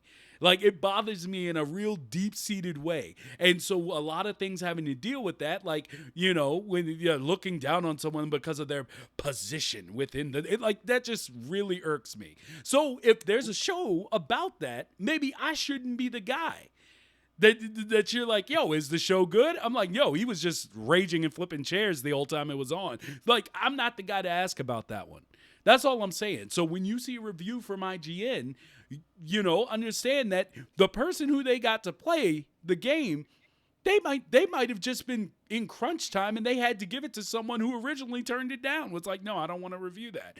And it's like, yo, we got to get this out in 3 days. You better play this damn game. Like, you never know what you're running across. They might hate first-person shooters and be asked to play a first-person shooter. Yeah. Don't ask me. That's all I know. Don't ask me. Don't ask me to look at Can you Apex imagine? Legends or Fortnite. Can you Yeah, or imagine? even though it's not giving- first person, but yeah. Can you imagine giving you a first-person shooting horror game to review? That would be absolutely hilarious. You I wouldn't would have to love worry it. about the review because I'd be sitting up in here with the controller hanging out of my hand having a heart attack. That's just easy peasy. I should like that Resident Evil village. Oh yeah. Resident Evil was the first game that I was like the very first one where I was like, yo, I want to play that joint. That joint looks so dope. It looks so fresh. It's new in the gaming industry. We're doing it. I had broken my ankle, so I was laid up in the bed all day by myself. While like and like my parents would work until night, so I'm laying in the bed by myself. My mom comes in halfway through the day, was like, "I got you Resident Evil," and I'm like, "Ah, oh, thanks, mom. I love you." And then I turned that game on. My mom left. It got dark outside. I turned the game on. When the iconic first zombie turned around, after you walk into the room, and zombie turned around, I turned it off that day. I haven't touched it since. That's years ago. I was just like, that's not for me. Nope. Nope. I'm in here alone. I'm hurt. I don't need to be looking. I don't need to be looking at the corners of my closet. Real weird. Like, is anything in there? Like, I was just like, no, I'm done. That's it. I'm good. And I enjoy watching my friends play, but I'm not playing there. I'll be up in there having a heart attack. I'm sorry. You see, I'm exactly the same. I find it weird. I can easily watch someone play a horror game, but I can't play it myself. Like being in control of just walking through like this really narrow corridor, and I know there's something behind that door when I have to open it. Like I just can't do it, but I can easily watch someone else play it. So Yeah, I don't play many horror games. Yeah. Willow Bob on Twitch now says, I feel as if IGN is money motivated and will keep overlooking us for a while, but all of us, we keep improving. Who knows what's possible? Anything's possible, baby. They will ignore for a while. I mean, there will come a time, as Jamie says, where they won't be able to anymore. But I'm saying for what the game offered fresh out the box, it should have had more press coverage from day one. Yeah, I know they're going to make a push and all this stuff, and the future is bright and, it smells of roses. But, it's just all the time that I'm like, people just coming in and growing with the community. There's so many people who need not just Dreams, but the community that is Dreams within gaming right now. Because, they never talk about us unless some gamer had done something horrible. Whenever we do, charity drives or something like that, you can't get anybody to write about it. But, it's like this community is like, it's what makes me stay. Like, I mean, not that I'm running for the hills or anything, but it's just like the community and everything I've experienced within it so far, like it's something I've never experienced in gaming before. Like, and that is a special thing that should be in the Game Awards on that goddamn genre. But I'm sorry. Really are salty about it, like super salty. I'm beyond salt, baby. I'm beyond salt. I'm Dead Sea Salt right now. Yes, Dead sea salt. I'm Dead Sea Salt right now. I ain't got time for it. Like, but anyway. Object says, I mean, there's a case to be made that IGN's audience are gamers, in quotes, and gamers are different audience than game makers or even enthusiasts and people who are passionate about games. It's on a game system. That's all I'm gonna say. It's on a game system, and it's a game that has games. So it doesn't matter if you're a gamer, in quotes, or a game enthusiast or a game maker. There's stuff for you to play. Don't you want to play stuff? I thought that's what we did. So I get what you're saying, Object, but it's just like, yeah, but like you could literally just say, hey, I failed at making a game in Dreams, but you know what I did find? And there's just a ton of things you could be said. Like people making whole albums, whole art galleries, like music, just the mastery of Logic itself. And then the stuff that, could be considered abstract art, which is some people's Logic that literally gives me anxiety and makes me want to vomit. And it works. It works, and it's better than anything I could do, but it gives me anxiety. I got cold sweats when I looked at somebody's Logic recently. It was just like, oh, like it did something to me. So, but it works, and it's better than what I could do. Love you forever. That's all I'm saying. So, yeah. Okay, I don't have much more to get through here. Let me see. My lordy, I've heard of Noguchi's Bell. Lol. He also said that this looks really good, or so good, to use his actual words. So, well, thank you, sir. Thank you. Yeah. I feel like the media tends to cover the things that have a critical mass of fans. What has the most fans in the Dreamiverse? That's what I'm saying. The most fans, like the thing that should have the most fans in the Dreamiverse is Dreams. Period. Just the creation tool, quote unquote, game of dreams should be taunted as one of the greatest achievements ever in a Yeah. console and in gaming, period. I mean, And let the I you, I you totally agree with you, but let's don't get bopped in the lips. That's all I'm gonna say. You sound like you're about to come in another way at me, and I don't appreciate it. Don't no, get bopped no, in the no, lips. no. I completely agree with you, but let's not forget that Dreams has been recognized. I mean, look at the amount of awards that Media Molecule have won for Dreams for innovation and Yeah. greatest achievement and stuff. They have been Oh, recognized by the industry in that regard. It needs more. Yes, I it's. agree with you, I but would it has say. had I would recognition. say it's the. I would say they've been recognized, but not in the mainstream industry. And unfortunately, that's where That's fair. you get. That's fair That's enough. where Yeah, you. That's yeah, where you get most of your return.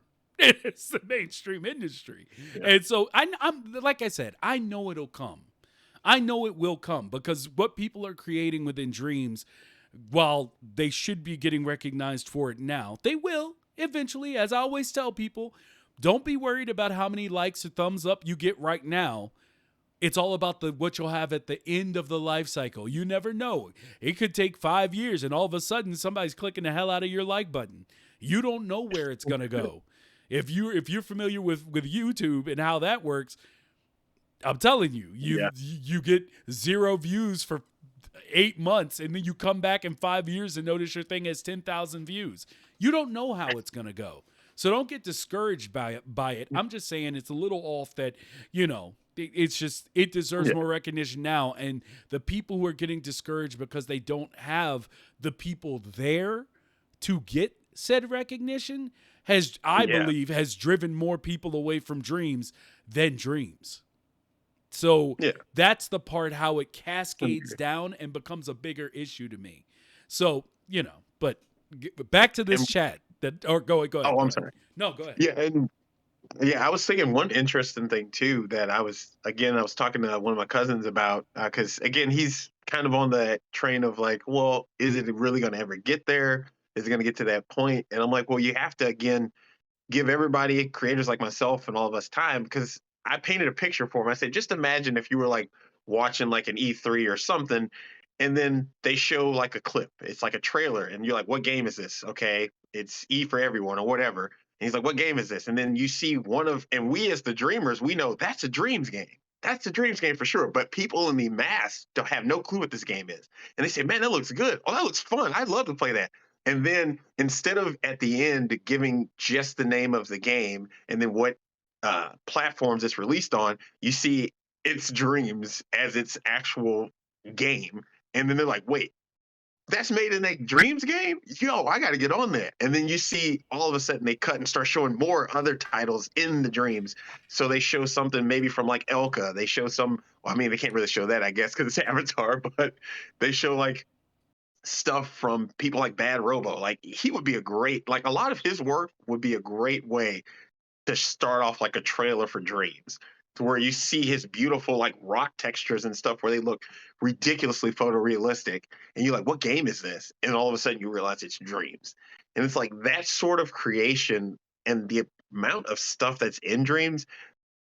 And once we get to a place where they're actually putting this thing in full steam, really like trying to push trailers for different content in Dreams, I really think it'll floor people the moment they actually get to see a lot of the content in Dreams and actually get that moment of saying that I thought that was like literally a AAA title from some other studio or an indie game from a separate studio. I didn't think that was one guy or a team of five working on some crazy little game in Dreams. I didn't expect that.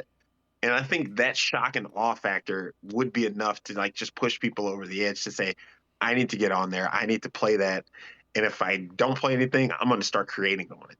So I think honestly, I think we're getting there. I think we'll get to Yeah. that place eventually. And even when if the numbers get abysmal, I just hope that people kind of stay on board and keep working on their projects and don't feel like, oh, well, there's no point because I'm not seeing a whole bunch of clicks and likes. And I'm like, well, give it that time. Trust me. Like you'll be amazed that if you keep pushing it and working hard and honing your craft, that the reward will be great on the other end when people actually get to see that hard work and then the masses get to see it and they all start to hop on board with it. So I told him just give it time. Like I told my Look, cousin when I yeah. painted that picture for him, he was like, "That makes a lot of sense because your game looks nice." So, I mean, yeah, he was like, "If you just get the content out there," I was like, "Yeah, but again, I'm working on that portion. I'm trying."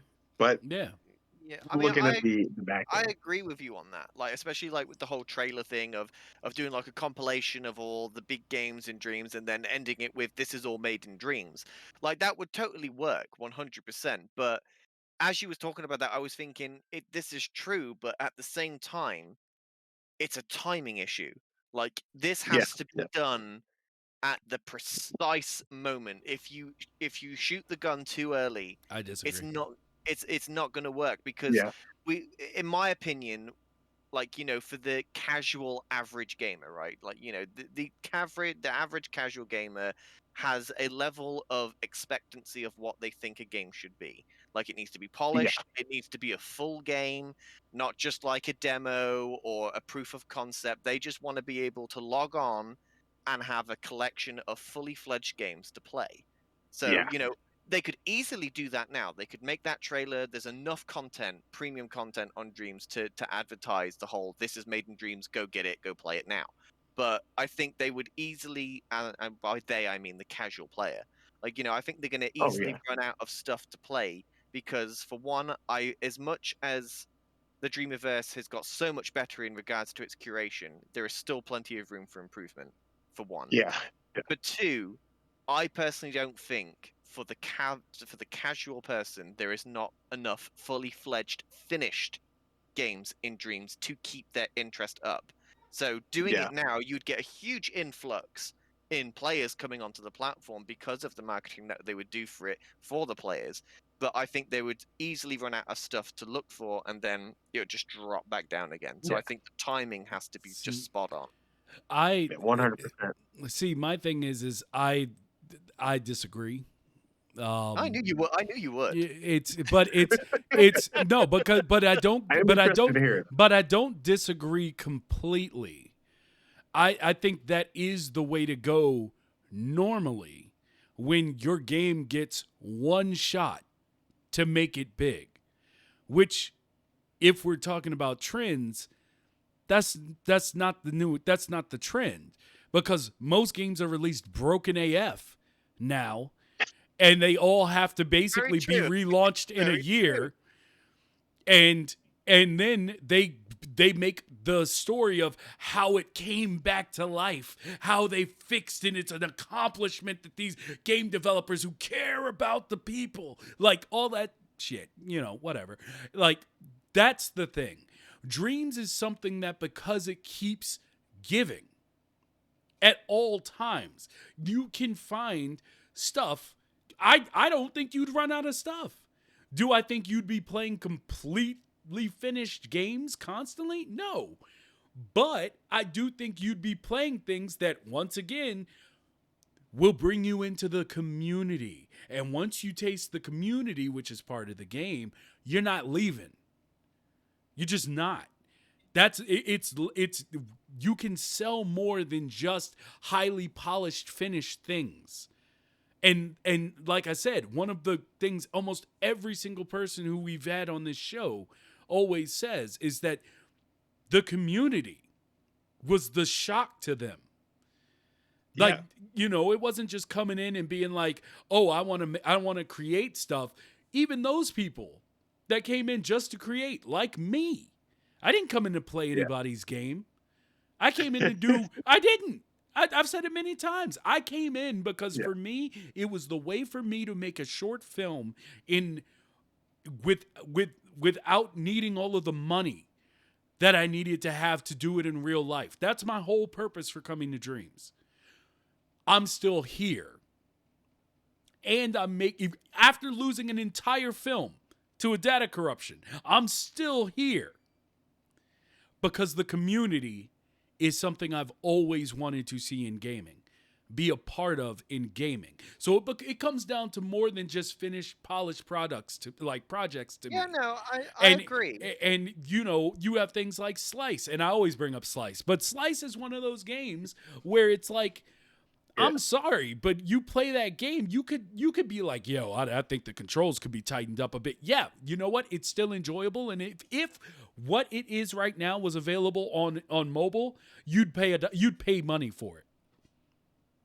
I Oh yeah. mean, it's just I don't think it's all a timing thing anymore, especially in gaming. Like you don't have to have your full cannon loaded for the one push, because if so, the reason people call dreams, like, you go to certain comment boards and they're like, dreams flopped.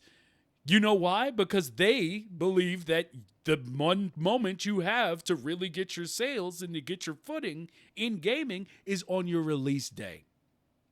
And that's not the truth anymore. It's just not. For many people, it's for more horrible reasons. It's for bad business practices and all that stuff, Yeah. which I'm trying not to get into because, like I said, I'm gonna end up on Twitter. Dear head of blah blah blah. I know you don't know who I am. However, it's just that's the thing. So I don't believe in that one shot and it's all timing. So, but I agree. It helps to have those things. And when they do make that E3 presentation, which I do feel is going to come again, it's, and they're like, look at all this stuff on Dreams. Yeah. But you don't know how many people don't know about your thing and aren't in your game making what's going to be in that presentation because they literally just don't know. Just like if you ask, I can't remember who it was, but I think it was Michael Jordan. But he was like the greatest basketball player is never going to play in the NBA and is somewhere dribbling on a court in the project somewhere. Like, it's just you need to Yeah. have the people exposed to it. And that'll bring in people who are, I can't remember his name, but like the one dude who's using Dreams to do like the cellular breakdown of how the brain and synapses fire and all this. I'm like, what? That's Oh like yeah. that. Yeah, it's like that's amazing. So when you get people from not just gamers, but you show what the tools can do and everybody knows about them, you don't need a all in one shot. But guys, this is really getting bad because I think chat is only getting much longer and I'm not making my way through it. Let me see here. I might skip a few now. I hope I don't skip anything that anyone really wanted me to read. If so, just yeah. Um, I don't. RJ says I don't play for horror or control throwing difficulty. All right, and let me see. Gun models aren't interesting though. Hey, anybody who cares enough about something can make you care about it too. That's, you may That is not very true. think you care, but after hearing them talk about it, you might care a little bit more. I don't care about guns, but if he spent since the inception of Dreams just making guns, I'll see what he Yeah. does. Like, what's his bolt action That's look what I'm like? saying. you know? Ain't nobody want to hear about asset creation.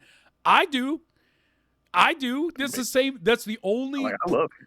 That's the only thing I had that bothered me about the Ghostbusters thing, is that they showed the people playing the game, which helps Ghostbusters, but I would have liked to have seen video of the people making it, just Yeah. because I think And that would do you know what? Do you know intrigue what more gripes people me? Do you know what than gripes me even more with that? Is the fact that the whole partnership was between Sony and Sony. Like it was Sony Pictures and Sony, the game developer, so they had all the control. They could have easily done a segment like where they actually brung the creators, if they were UK based, that is, like they could have brung the creators that made that game in to meet the cast of the show and say like, yeah, we just made this Media Molecule, wanted to make it, and we've been using Dreams or whatever. They had so much potential for that advert because it was a Yeah. Sony collaboration with another part of Sony. Like they had all the cards in their hands. It wasn't like they was messing around with another film studio that was like, no, we just want you to focus on the film and this is what we're paying you for. Like it was in house. And it was like the ad was like all of 15 seconds. It was like when it showed up, I was like, "Oh, great, a new Dreams ad. This is fantastic!" Like, "Oh yeah, they're doing the thing," and they showed the game for like literally 3 seconds. Like, no kidding, it's 3 seconds on screen, and it's just like, that's it. That's all we get Yeah, for a Sony cross Sony collaboration. That's all we get. It's just, it's just, it's a big missed opportunity. yeah, Yeah. yeah. So That one really gripes me. let me see. Object. What we need is a media outlet that focuses on cool things people are doing in games. Object. $1 million idea. I'm not sure what the $1 million idea, but that's what you're saying is the $1 million idea. Yeah, I mean, I would say that's IGN's job. That's what they're supposed to be doing. But however, Entropy Tame. This is why I'm not on IGN, by the way, because no one could control what comes out of my Far mouth. too opinionated. Yeah, be like, you know what, guys? Sometimes it's hard to work here because I just off the hinges immediately. Entropy. The reason Dreams hasn't blown up is simple. The big names aren't there, and competition is fierce. I say that as the biggest fan, but there hasn't been that breakout hit. I mean, Oh dear, you've right, Entropy. no, because I respect You're releasing Entropy. it. Entropy knows what he's talking about. It's just, I feel like the big games aren't there, but it goes back into the same argument I just made with you two, as far as like the one big go. Like, I just don't feel like there has to be like the biggest hits. People need to know what exists. Like, it doesn't have to be the greatest game ever made by someone who picked up game development 2 months ago. It can literally be something that's like, oh God, was it Burger Van who just put out Mr. Mustache? Oh yeah, that thing Yeah, I like don't think. I don't think smooth. was it Burger Van that made that? was it Burger Van or was it? I don't think it was. I I mean, I think might it, be wrong, but I don't think it was. It? somebody type so I can see the bottom of chat on my other screen, because I believe it was, or either way. Anyway, that just seeing that and how smooth that runs, and that as like a one map. Yeah, it was Burger Van. Yeah, I told you. Anyway, the point is, just seeing that one level, and people being able to speed run that level, that's enough. Like, that to me is enough, where it's like, oh, this guy's still working on that. Is he going to release it like a map at a time? Like, I want to know. I'm going to keep an eye on that. Hey, did he release a kit? Oh, there's a 2D model kit. Maybe I'll try a hand at it. Like, you just, it's more, I get it. it evolves more than the old business model. Like, the world is I different agree now. with you, but Like, I don't think the general populace of players would receive it the same way that you're looking at it. I just I- don't. I don't see the general community of people that would come to Dreams seeing it in the same light as you do. I think they're going to be the most difficult people to please. They may be, but then there comes the time where I believe that when you get sick of something and you feel like something needs to change, that's going to be when you decide you're going to do it yourself, or at least looking to see if you can do it yourself. Yeah. So it's just there is a natural evolution to this. Of course, you can't have everybody. Not everybody's going to play Dreams, okay? If anybody has that goal, no, that ain't happening. But someone playing that and then being like, I wonder how long it took. Well, let me go to Twitter and ask. Oh, it only took you 6 months. How much do you have done? Oh, you actually have like 10 maps done. Huh, that'd be interesting. You start that. There's so many more angles, is what I'm saying. Like, all the things that everybody's saying wouldn't work, or that it needs to build up. That's the way it used to be with things that existed before Dreams. Dreams is an entire game changer for everything. And it really blows my mind because I sometimes feel like I'm on that island that's in the background right now, and I'm just like screaming, and everybody's like, that's just crazy vicious over there on the island. It's just the whole game has changed now, guys. Like, this is really Yeah. as groundbreaking as we keep saying it is, but you have to believe that it's that groundbreaking. And like, if we're not saying it, anyway. Let me try to get through the end of this because catch your breath for a second. yeah, it's still in the stage where a person would say it's good for something in dreams as opposed to good in general. I think we surpassed it. I believe we have games that surpass that sentiment. Because unless you told them it was dreams, they wouldn't know. Because I know exactly what makes people say it. Anyway, object. Folks have said Dreams hasn't been out long enough for breakout hits to be finished yet. I think there's a lot of truth to that. Dreamers tend to be small teams at best, and breakout hits can take years with Pro Tools. Pro Tools. And yeah, it can take years with Pro Tools. But I would also argue that there are people who have broken out. You just don't know about it.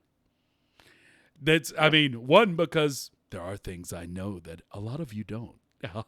I am tapped into the dreams verse. Anyway, no, the dark side. But there are people, like, that's why I always bring up Scott at SZ7238. That man was tasked with making a game in 24 hours to be played on a television show. He pulled it off. And it's completely playable. He did it in 24 hours. If more people knew that shine that's not being capitalized on. Yeah. It's been used in an actual production for TV. That immediately puts it on the level of a bunch of different, I guess you would say, top tier industry standards.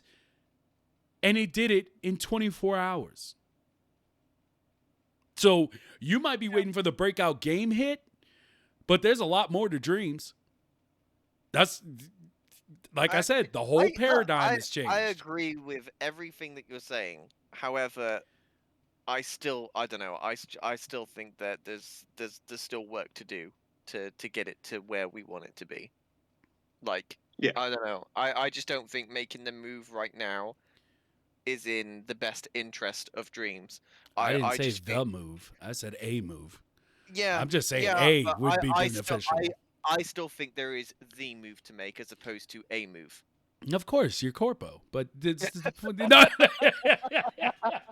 I expect nothing less from Corpo Jammy James. But look, I get you, and like I said, it's all out of passion, and that's all that matters is that people have this passion for it. Entropy. Let me see here. That and it's all purely for passion. It's a hard sell to many without even the prospect of profit down the line. See. Oh, we're going into that conversation now. This is the thing. As I stated earlier in the show, they've done everything that we've said they were going to do and that we speculated that they would have a plan for. They're doing all of them. They are going to find a way to monetize. And this is one of the main reasons that I want to get people into Dreams because, there is going to be a discrepancy in polish. If you haven't been honing your craft like my boy Mason over here and just really just getting down to the shiny pieces, a lot of people talking about monetization and stuff right now, but y'all ain't prepared. I'm sorry. This is another situation where I'm going to get in trouble. I'm fine. I live that life. A lot of y'all are more worried about the money than your craft right now. And by the time monetization gets here, and it will, trust me, smell my eyes. Okay? I didn't give y'all the secrets, okay? Just to hear me out. It's coming. Until then, hone your craft. Because the better you make it look now, the better it will look when we get the push that Corpo over here is talking about. And, and then your stuff is going to look way better than everyone else's. If you're afraid of big projects, get unafraid, because you should be working and polishing them now, because that's going to be the stuff that look, stands out. I mean, look, I don't think Sony would have paid for this game to be made for the length of time that it's took to develop it and give it a 10-year life cycle if monetization was not in the cards. It's quite evident that this is coming. Monetization is probably Sony's primary key factor of Dreams. Like, what do we need to do to get it to the point where we can monetize? So it's going to happen.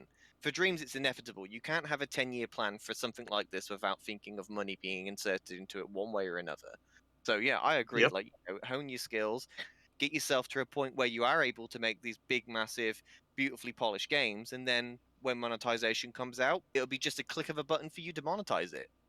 Do all the back work now instead of rushing and waiting for this to come before you start to do it. Do all the back work now, and then when monetization comes in, it's going to be a hell of a lot easier for you to make money on it. Right. Yeah. It's just, like I said, and I don't, because a lot of people took what we said last week as we're trying to stop people, or professional jealousy of trying to, like, people trying to get paid for their work when it comes to like Kickstarters. And we'll talk about this more on December 3rd. But it's like, no, it's just when it comes down to it, it gets muddy. And to act like it doesn't get muddy and that it doesn't actually have the possibility of leading to some really ugly things that can actually ruin this community that we all love so much. That's just being naive, in my opinion. A lot of other people had really valid points. You are doing work, you wanting to get paid for it. There's nothing wrong with that. I don't see you get paid. There's nothing wrong with it, but there's also, in my opinion, a right way of going around doing that. Yeah. So, but like I said, we'll get back to that on the 23rd. Okay. Oh boy. Third, not the 23rd, the third. Enter Attack Out. It says, I have a feeling you'd really not like the discussion of MM on one of the last Sacred Symbols podcasts. I feel like I've heard of that podcast, but I don't know. It says, they said Dreams has failed. It will never blow up, and working on Dreams is a waste of a good studio at this point. Who Word. said that? Tell him you have somebody who wants to talk to him. Let me know when I can be on the show. Let me see. Oh no, I use a profile. Where do they live? I ask myself. Oh God. Let's keep the community together. let's not get too out of hand. Entropy, I think to the gaming community at large, there is no difference between a Mario Maker level and a Dream, or at least they are clumped in the same bucket. I don't think there's a difference between a Mario Maker level and a Dream, because people don't know that a Dream exists. That's what I will say. You have people who know Dreams exist and what it can do and what it does and what you're able to accomplish on it. And then there's people who literally do not know what the hell Dreams is. Yeah. And Mario Maker has a bigger following because Mario. That's the only difference I see, personally. Well, it's just Nintendo. Like I said, Mario. They have a magic way of just making rubbish. Yeah, they have. Sell. Oh, Will, don't do it. Y'all ain't got have Papa Nintendo coming after me today, boy. I almost let it out. I'm gonna stop. They are not seen as games, and it will take a massive achievement to change that perspective. Yeah, them actually seeing a game. So Dreams is a games machine. So is PlayStation and Xbox. Wait a minute. So Dreams is a games machine. So is PlayStation and Xbox. Why is Dreams different? Dreams is not a games machine, in my opinion. Not in the same sense that you're saying PlayStation and Xbox. Dreams is Netflix and YouTube, which you can access on a PlayStation. With the ability to make Netflix and YouTube on it. Yeah. Yeah. It's a completely different thing in my mind. That might have been what you meant, what you meant it as when you typed it, but that's what I see as the difference. Like imagine someone made a piece of hardware that only runs Dreams, like a Chromebook only runs web apps. Would it take off? If it was on a Chromebook, yes. Because there's so many goddamn Chromebooks. Everybody got a goddamn Chromebook. I don't see the sense in them. Like I they're so don't useless. I They're don't so either. useless. But that's because we're not the main demographic. The It's main just like it's demographic such a is buying the hell out of them. Waste of innovation. Just like, why have you wasted your time building this? It's an iPad with a keyboard. Stop. It's not a laptop. Stop trying to Yeah. sell it as The one. Chromebooks are in like every school at this point, for real. Yeah. Yeah. They're literally everywhere. Which is why, my other not not popular opinion with Dreams. Where I said, I personally, if they waited until Dreams was its own Blender-like standalone on PC, that would be when it took off to me. I know people don't like me saying that, but I believe that like if they saved it to then to make exportation or any of that stuff, I think that would be when it blew up. I think that if it were on PC, it would have already blown up. Because the industry of people who actually do pay attention, not gamers, it seems, but the industry of people who do pay attention to programs like Blender and Unreal Engine, they know. And you see them under every video going, hey, when is it coming to PC? And, and like I said, it's going to happen, even though people get a little salty when I say it. But if Sony picks up 3 studios specifically geared towards making their games like portable to PC, I have to believe Dreams is one of them. I just have to believe it. I mean, if anything, Dreams has the most potential to be ported. Like, I mean, Yeah. I know they're porting all of their other games and they're being successful on Steam and everything, but the potential that Dreams has for being ported is so much larger than any other traditional game that they've ported today or ever will, because of the utilization that Dreams will have on PC is huge. Yeah. And let me see here. It was War Garble that came in and said that it was Burger Van. So thank you, sir. Always good to see you, War Garble. It's great, but there's a million platformers like that on Steam. Yeah. Wait, what? I'm confused. Hold on. No, he was responding. He was responding to me talking about Mr. Mustache and how showing he's like, yeah, but there's a million of those on Steam. There are, but it still has a level of quality that beats out at least 80% of those. Yeah. Have you seen all those platforms on Steam? Yeah, that's good enough. That's good enough for me. It's like that's enough to where someone can recognize and give credence to if it beats anything that's on Steam. Anything. Yeah. Then someone in my mind, if they're actually thinking of comparing Steam and Dreams, it has to be like, oh, that was done on Dreams? Well, maybe I'll stop working on this Unity thing I've been trying to figure out for the last 2 years, and I'll go see if I have better luck over there at Dreams. Like, I'm just saying we don't have to do it all at once. But let's go. It's great, but there's a million platforms like that on Steam. Most people are lazy and would rather complain instead of learn a skill. That's going to be true no matter what. So yeah, facts. That's just in general. Yeah. Yeah. The value of Dreams is so easy to see, but many gamers don't care. They want COD. They want The Witcher. Yeah. And it's those casual gamers that you've got to impress with Dreams, which is why I think you need that one big push. Not everyone is creative. A lot of people are just consumers. Yeah. See, I agree. Well, Entropy said I will never catch up with chat. However, I have caught up to that comment, sir. No, but no, I get it, and I see that, and yeah, I'm not saying everybody has to be creators and the consumers, but let's just look at it, look at it from this, and this is another example of what I mean by, and Captain Morgan, as far as his dream continuously playing, I'm doing that on purpose because I want people to see what Mason is doing because it looks fantastic. There's so many things to love in this little reel that I've put together of his work from his YouTube. He is Immortal Mason on YouTube if you want to follow him. Also on Twitter, Immortal_Mason, right? Yeah. Get at him. But I get what everyone's saying, but this is what I mean by it. This is why I stake my whole argument on the game has changed. Yeah, not everyone is a creative, but the entire industry of entertainment has been reduced to consuming everything as fast as possible. So when you have these small games, small projects, you have YouTubes that can be what? It's like if you're making a YouTube, unless you already have a following, you want your videos to be between 5 and 7 minutes. Or just do shorts and go to TikTok because people will just watch 30 seconds and flip up. But these are all the things that you have. It's not just games.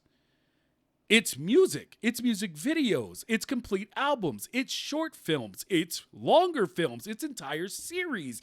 And then you have games. It's more than just this one thing. And that's why that's why I offered the question a few weeks ago. Like, some of you are really worried about, monetization. A lot of y'all aren't. I love you. But, the MC Alchemist couldn't care less. Like, what happens when he's just like, I'm here. I'm having fun. I love it. But, I've often wondered, it's like, hey, y'all got the characters, you got the assets, you got the locations. Why don't you make some cutscenes? Throw that out there on YouTube. Get some groundswell for your projects. Like, there's so many things that can be done now that it's just, I don't think we have to have this one big hit. But now Entropy might be right. I might never get to the end of this. So I'm going to zoom through these, okay? Object, yeah, you don't underestimate how many just consumers there are. You can do some really impressive stuff in Dreams and do it really fast, but so can insert tool here. Few people are impressed by the journey. They just care about the destination. Yeah, that's the life of an artist.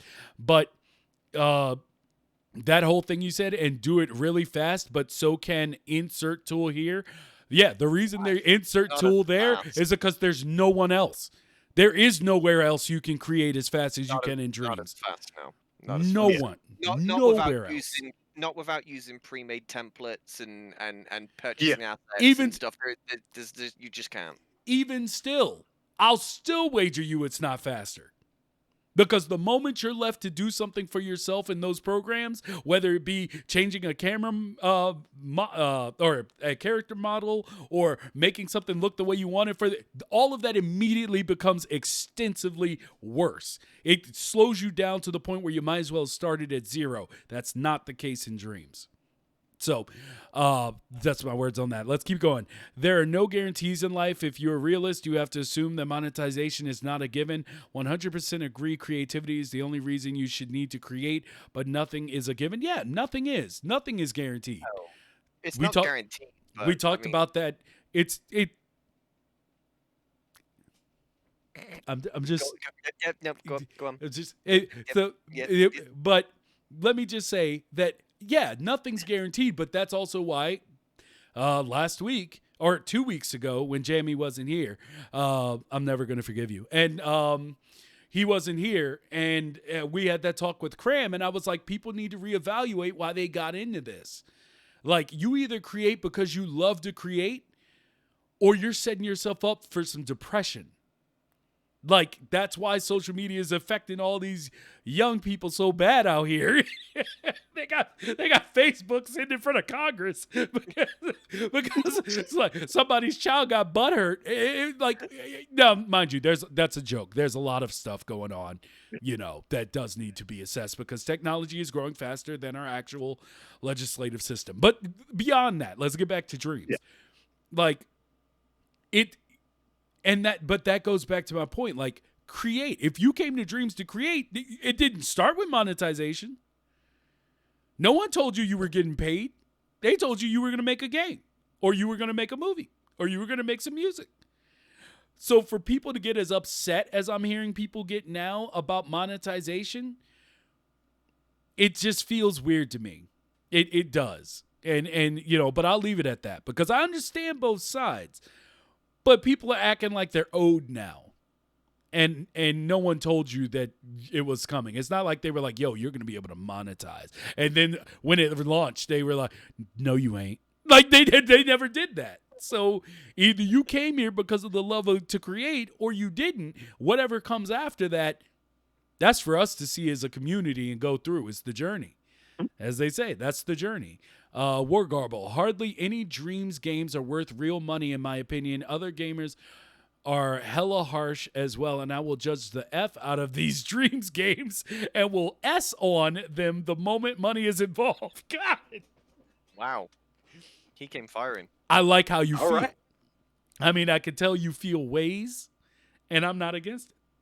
That, like we said, guys, we're only sitting here telling you what we think. Nobody's right or wrong. We're all part of the community, and conversation helps the community. That's all there is to it.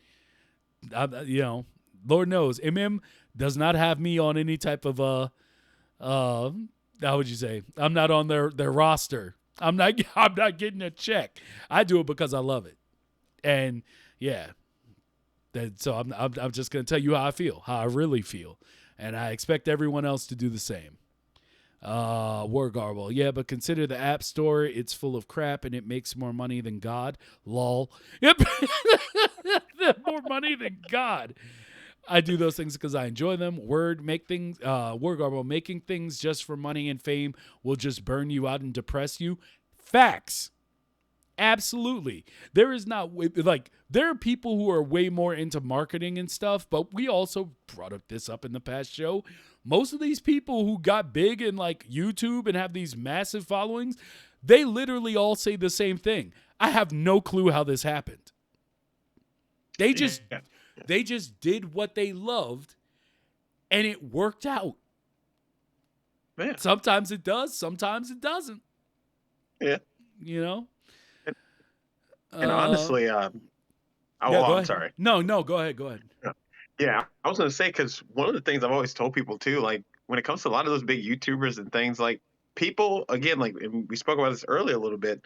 It's like when you're really passionate about something and you truly pour everything into it and you hone that craft, people are gonna want to get on board with that. People are gonna want to watch you. People want to see more of what you're doing, even if it's not like as high up as something like okay, like again, like for my game, I'm working really hard on it, and I've had a lot of people who aren't even on Dreams and aren't even on my YouTube, and they're like, "What are you watching?" I'm like, "Oh, I'm just looking at a few clips I'm trying to put together for my game," and they're like, "That looks sick! Like, what is that on? Like, did you make it in Steam or not Steam, but did you make it in Unreal or did you do this?" I'm like, "No, I'm just working in Dreams. It's kind of like a creation engine on the PlayStation." They're like, "Oh, really? Like, how much they cost?" And I talk to them about that, but they love to see me talking about it and they want to watch more of what I'm doing, even beyond something like a Breath of the Wild or anything, because yeah, they love to watch RPGs and stuff like that. And those games obviously are going to sell like crazy.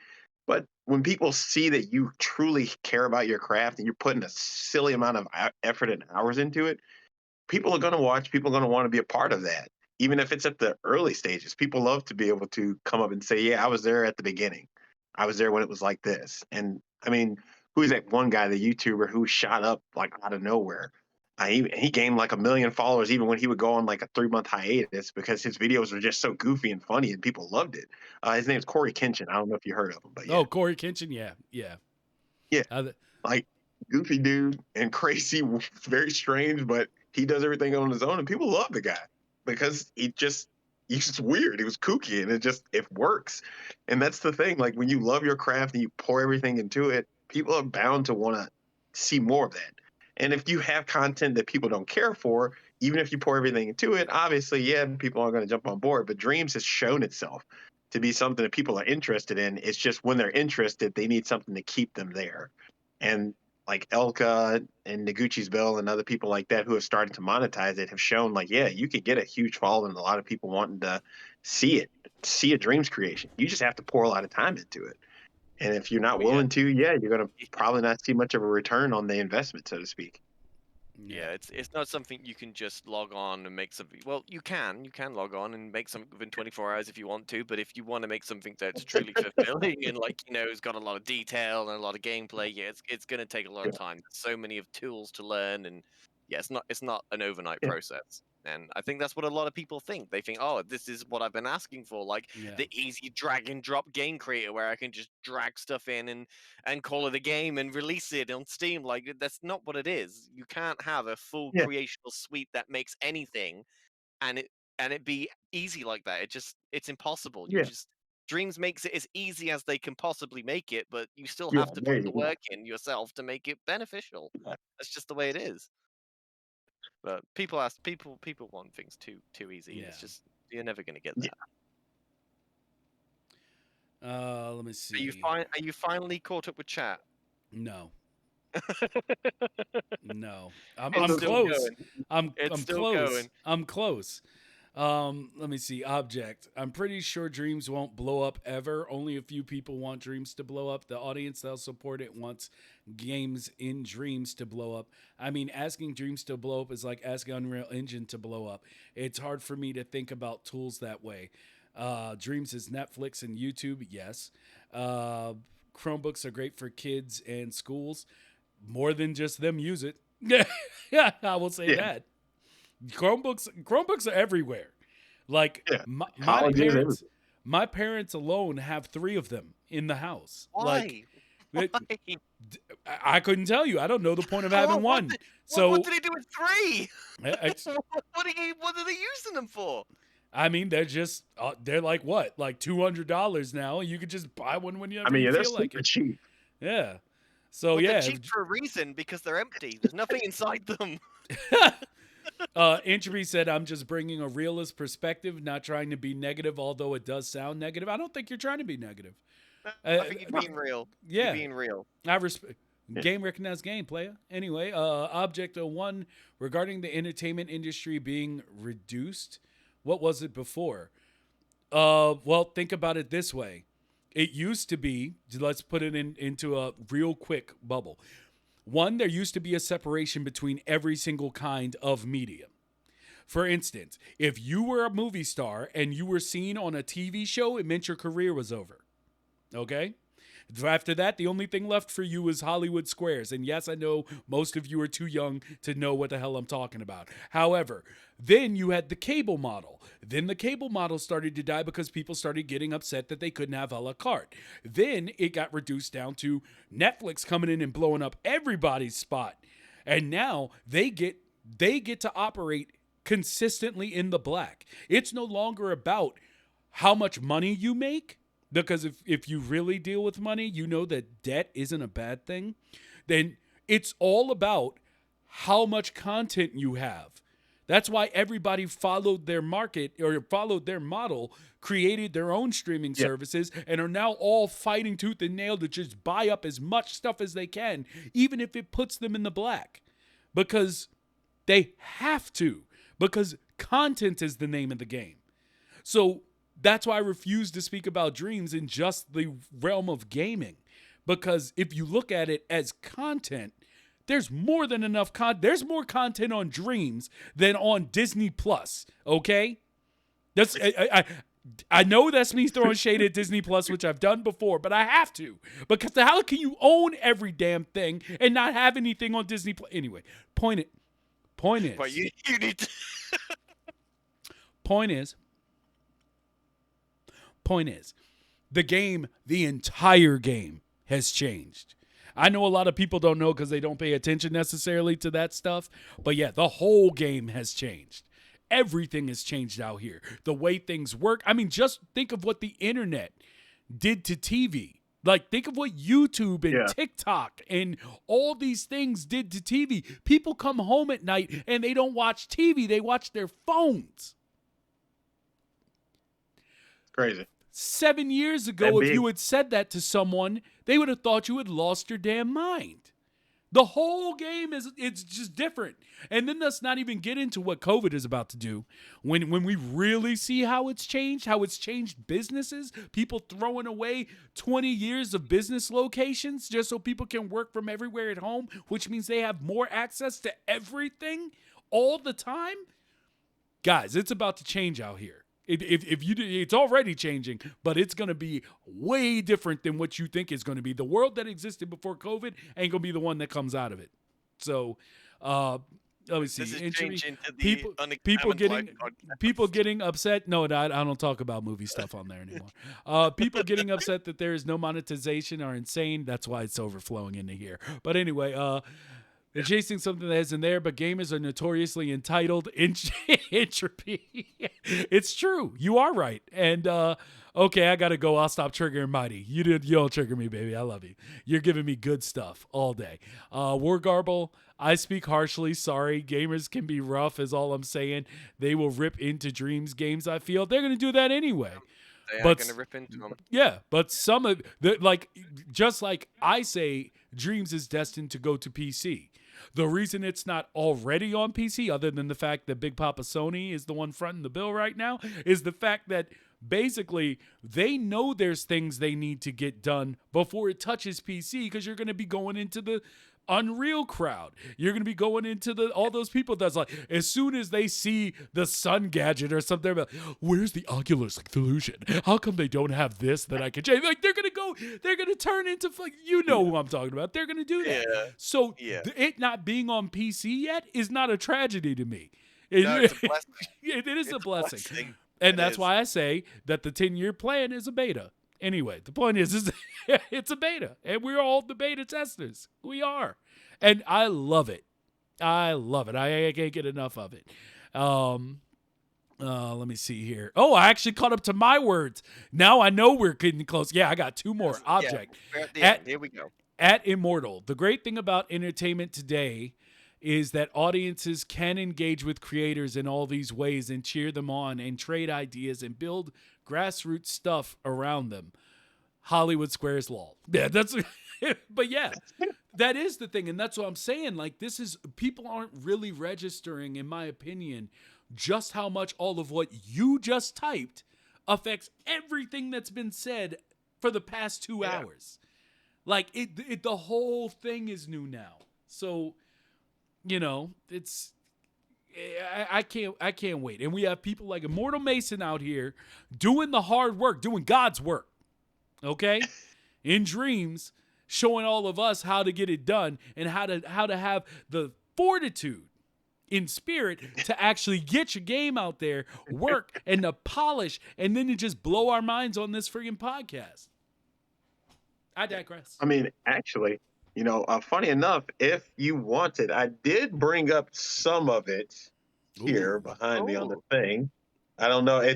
Quality's not absolutely perfect, but if you did want to see some of it has been a very long process building like most of this stuff.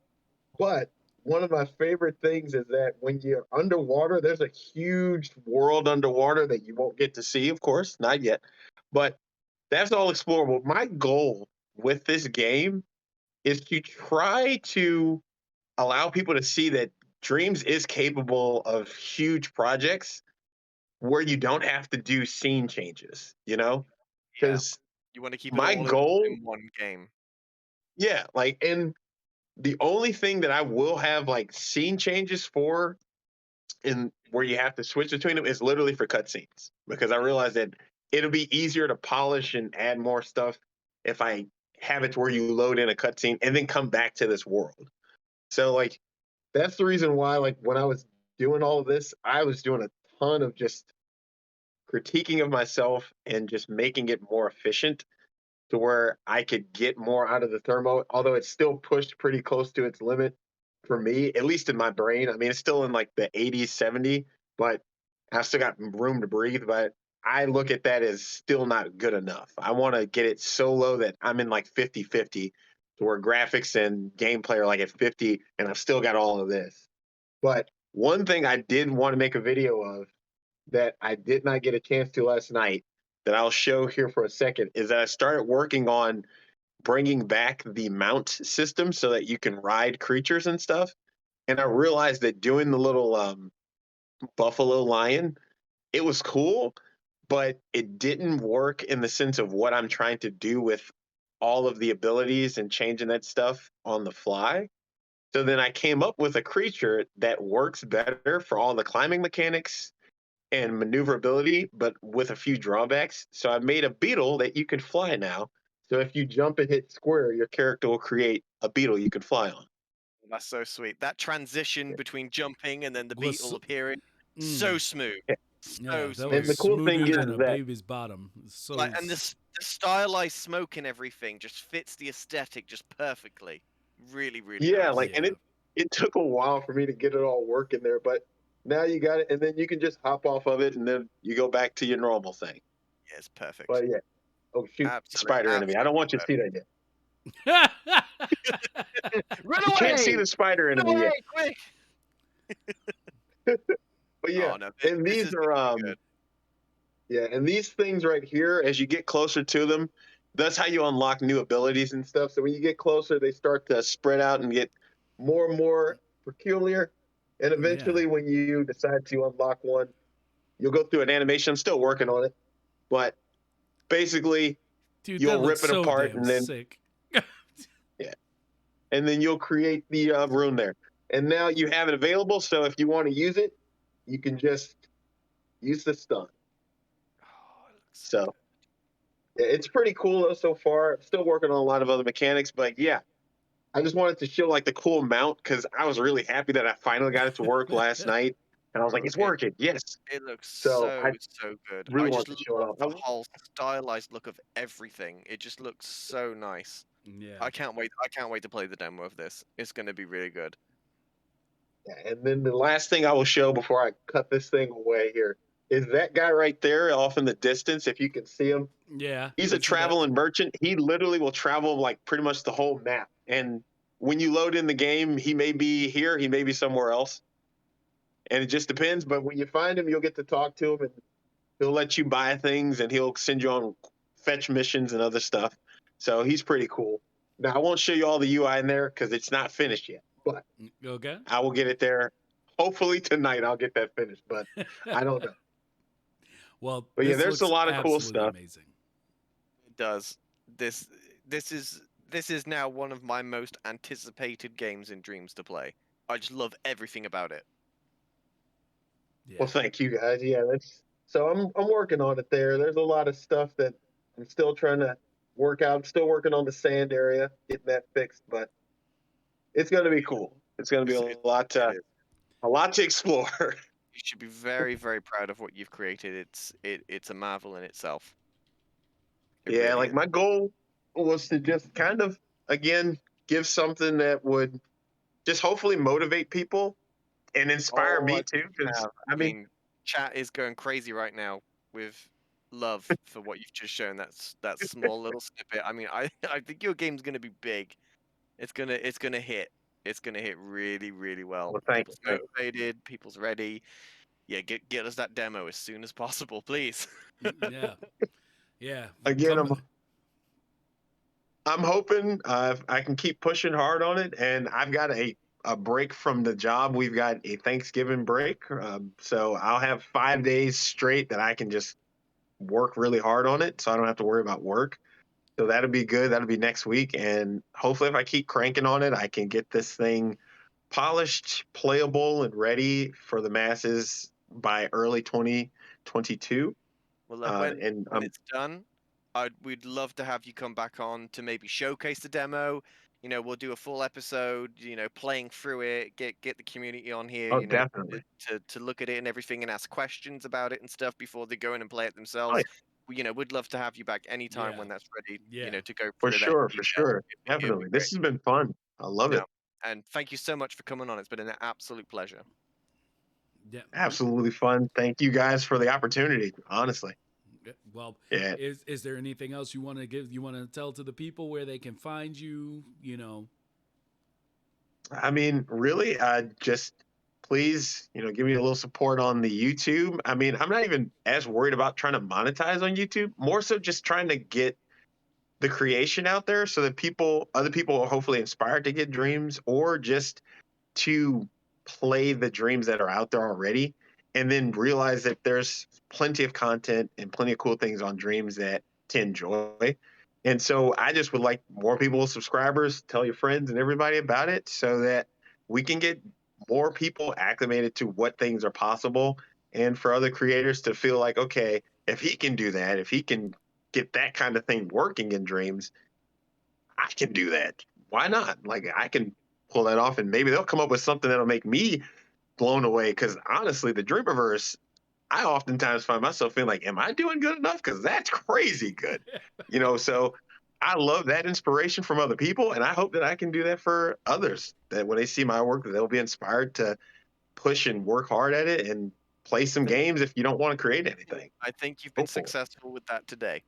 Yeah, absolutely. Absolutely. Thank you.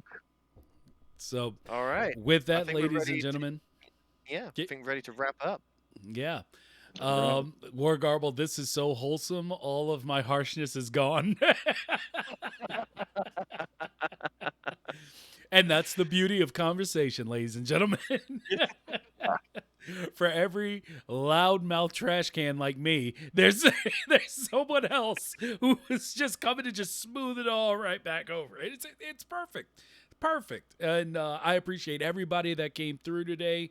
Yeah, All the people, good chat today. yeah, the chat was moving today. It threw me off a little bit trying to catch up, but I mean, hey, I love it. I love it, and sometime soon here we're gonna pull back. We weren't trying to trust the Friday curse today, but sometime soon we're gonna get back to taking calls during the show. It's just we haven't been trusting this. No, Yeah, I actually said we don't want to add anything that's gonna kind of break it at the minute. And yeah, yeah. I'm surprised this stream has been fine for 2.5 hours. You're I'm really dude surprised. you're really Yeah, no, you're gonna I'm sorry. Yeah, no, get I'm watching it. I'm watching it. I take it back. I take it back. So we're gonna go ahead and call it for today. But love everybody that came through, everyone that joined the conversation. Immortal Mason, thank you for coming through. Thank you very much. I was Thank just you. introduced to your work and now I'm blown away. Yeah, I'm gonna be bothering you from here on out. So keep an eye on your socials. And yeah, we can't wait to have you back. Everybody else, Jamie, did you have anything you wanted to say before we end it off today? No, just a reminder that we will not be here next week because it is Thanksgiving in America. So just be aware there is no episode next week, but we will be back on the 3rd of December with the round table, which will be very interesting. So look forward to that. Yes, and if you want to join the roundtable about kickstarting dreams, and pros, cons, or just an opinion that's different from ours from last week, feel free. Hit us Yeah, up. just Let us know. hit us up. Everybody that wants to come in and say your piece, we're gonna give you the Yeah. opportunity. At So, lucid_nebula or at Mighty Vicious on Twitter or join our Discord. Anybody and everybody who wants to come on, we can fit tons of people on these roundtables now because the way we've got it set up with Discord video chat and stuff. I think we can have like 25 people on a call now or something. So something like that. yeah, so we've got plenty of room. So if loads of you want to come on and have a conversation, the more the merrier. Let's do it. Let's just get the word out there and talk about it. All right, and with that, have a good night, ladies and gents. See you later. Peace. Have a good one.